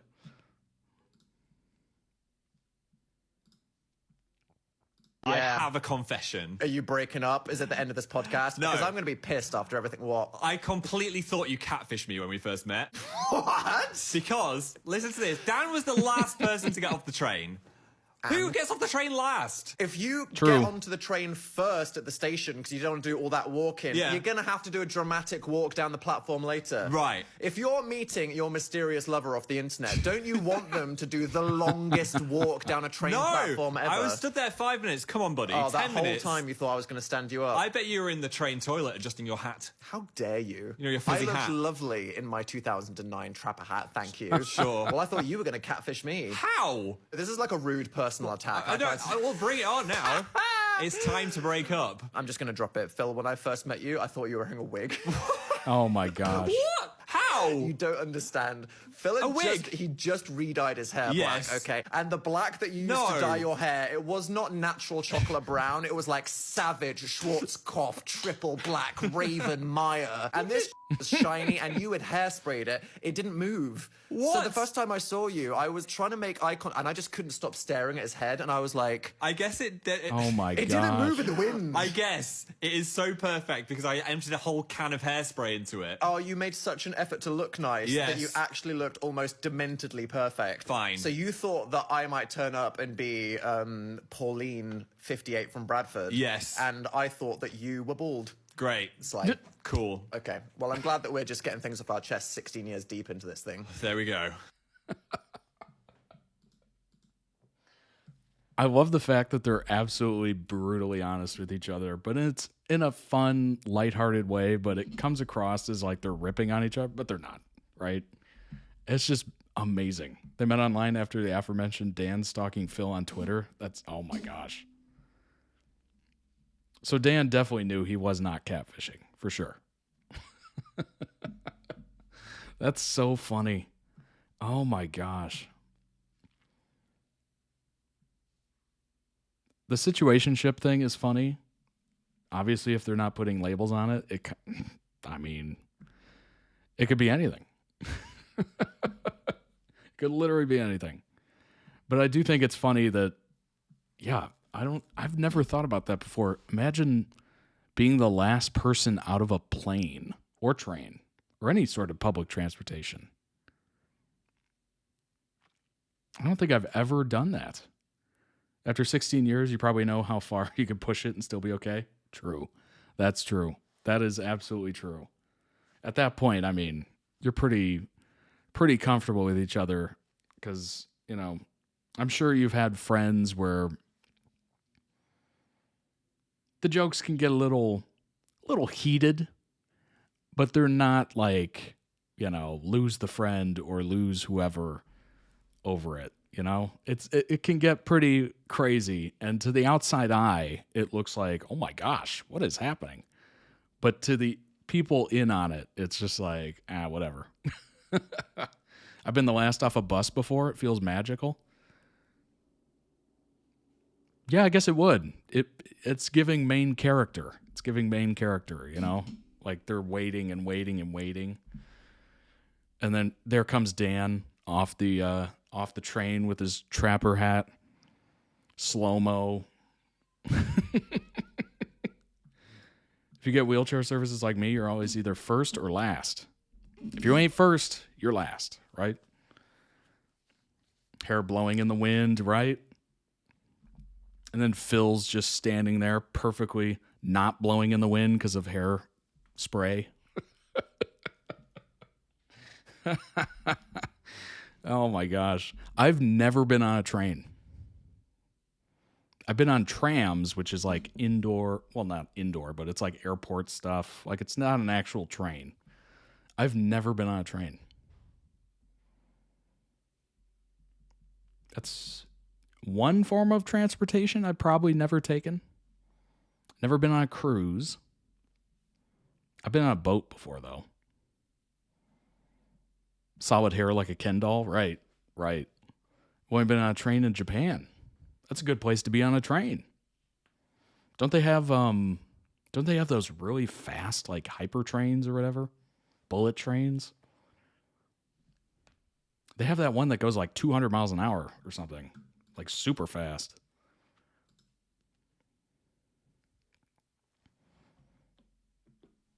I would definitely like to be on one of those, I think. But I would also like to be on one of those like the Oriental Express or something. You know, like one of those beautiful wood, you know, brass fixtures kind of thing. I don't know if I'd want to be on like the cheapest train you could be on. Like that might ruin the experience for me going forward. I think I would want to be on at least like a step up from that on my first time. You know, maybe a meal car or something. I don't know. That'd be kind of interesting. Different form of transportation. Slower. More relaxing, I guess. I mean, planes are great because you get there fast, right? But they're very uncomfortable. They're extremely uncomfortable. Know someone who took the Orient Express, a gift from her daughters for a milestone birthday? Oh, so lucky. So lucky. Oh, it'd be beautiful. Every video I've seen, because I've watched other creators like do that stuff, stunning. Stunning. I know it's expensive. I'm very aware it's expensive. That's why other than the fact that I don't have a passport. That's my first step. First step, get a passport. Second step, figure out where I have to go for that. I don't even know where it's located. But yeah, the videos look phenomenal. It looks amazing. But that was good. That was very funny. Letting somebody cut your hair is terrifying the first time. I don't even care if they're a professional. Even if they're a professional, there's always that awkward moment of like, are they going to do it right? Are they going to just butcher this thing? And then I'll just have to live with it for a couple weeks or whatever. Even when you're going to like a professional place, you still have that kind of like nerve. Like, ooh, I hope this goes well. Hope they're not, thinking of other things, or maybe they're talking to me too much and they're not paying attention, and then zoop, I assume what Dan was going through on this is what people go through when I'm sure if you have a hairdresser friend, I'm sure you've gone through this moment where they're like, they either offer to give you a free haircut or something like that so they can practice on you. You're like a test. Stream today was a good mix. Not too crazy roller coaster, but it had a few moments. Indeed. I totally agree. It was a great one. It was a great one indeed. I loved it. Glad you're all here and enjoying it. The only thing I hate about going to the hairdresser is I'm introverted, so it's awkward talking. Amen. Amen. Absolutely. Oh. Or going to a dentist and they're like trying to talk to you when you have like 18 tools in your mouth and you're just like, I can't get words out. What are you expecting here? I can go, or, but why are you asking me questions? Give me yes or no's so I can, try to like non-word say yes or no. Dental checkup next week. Well, good luck with that, Jace. Oh my gosh. That was funny. That was very funny. I hope you enjoyed that as much as I did. Happy Friday, everybody. Can't stand the dentist. Agreed. It is it's legalized torture is what that is. That is my take. That is my spicy take. But it's an unfortunate reality that we all have to go through. All right, everybody. I hope you enjoyed that as much as I did. We're going to leave with a hot take. Dentistry is legalized torture. If you'd like to request a video, and literally guide the stream, you certainly can. ToddReacts.com is the website. Subscribe to the YouTube channel. Follow the Twitch channel if you want to join us live. Join us all in the Discord. We're there, all 272 of us, waiting on you. Come on now. We're waiting on you. Join. Totally free. And check out the merch. Ships worldwide. 15% off for members. All right, everybody. Thank you so much for being here. This will be on YouTube very quickly. And if you're already watching on YouTube, we'll see you soon. All right, everybody. Have a good weekend. Stay safe. Stay healthy. I know everybody's kind of sick right now, but stay healthy. Jace, that's awesome. I'm happy for you. Hopefully Kate gets there safe and sound and all that good stuff. All right, everybody. Take care. Bye-bye.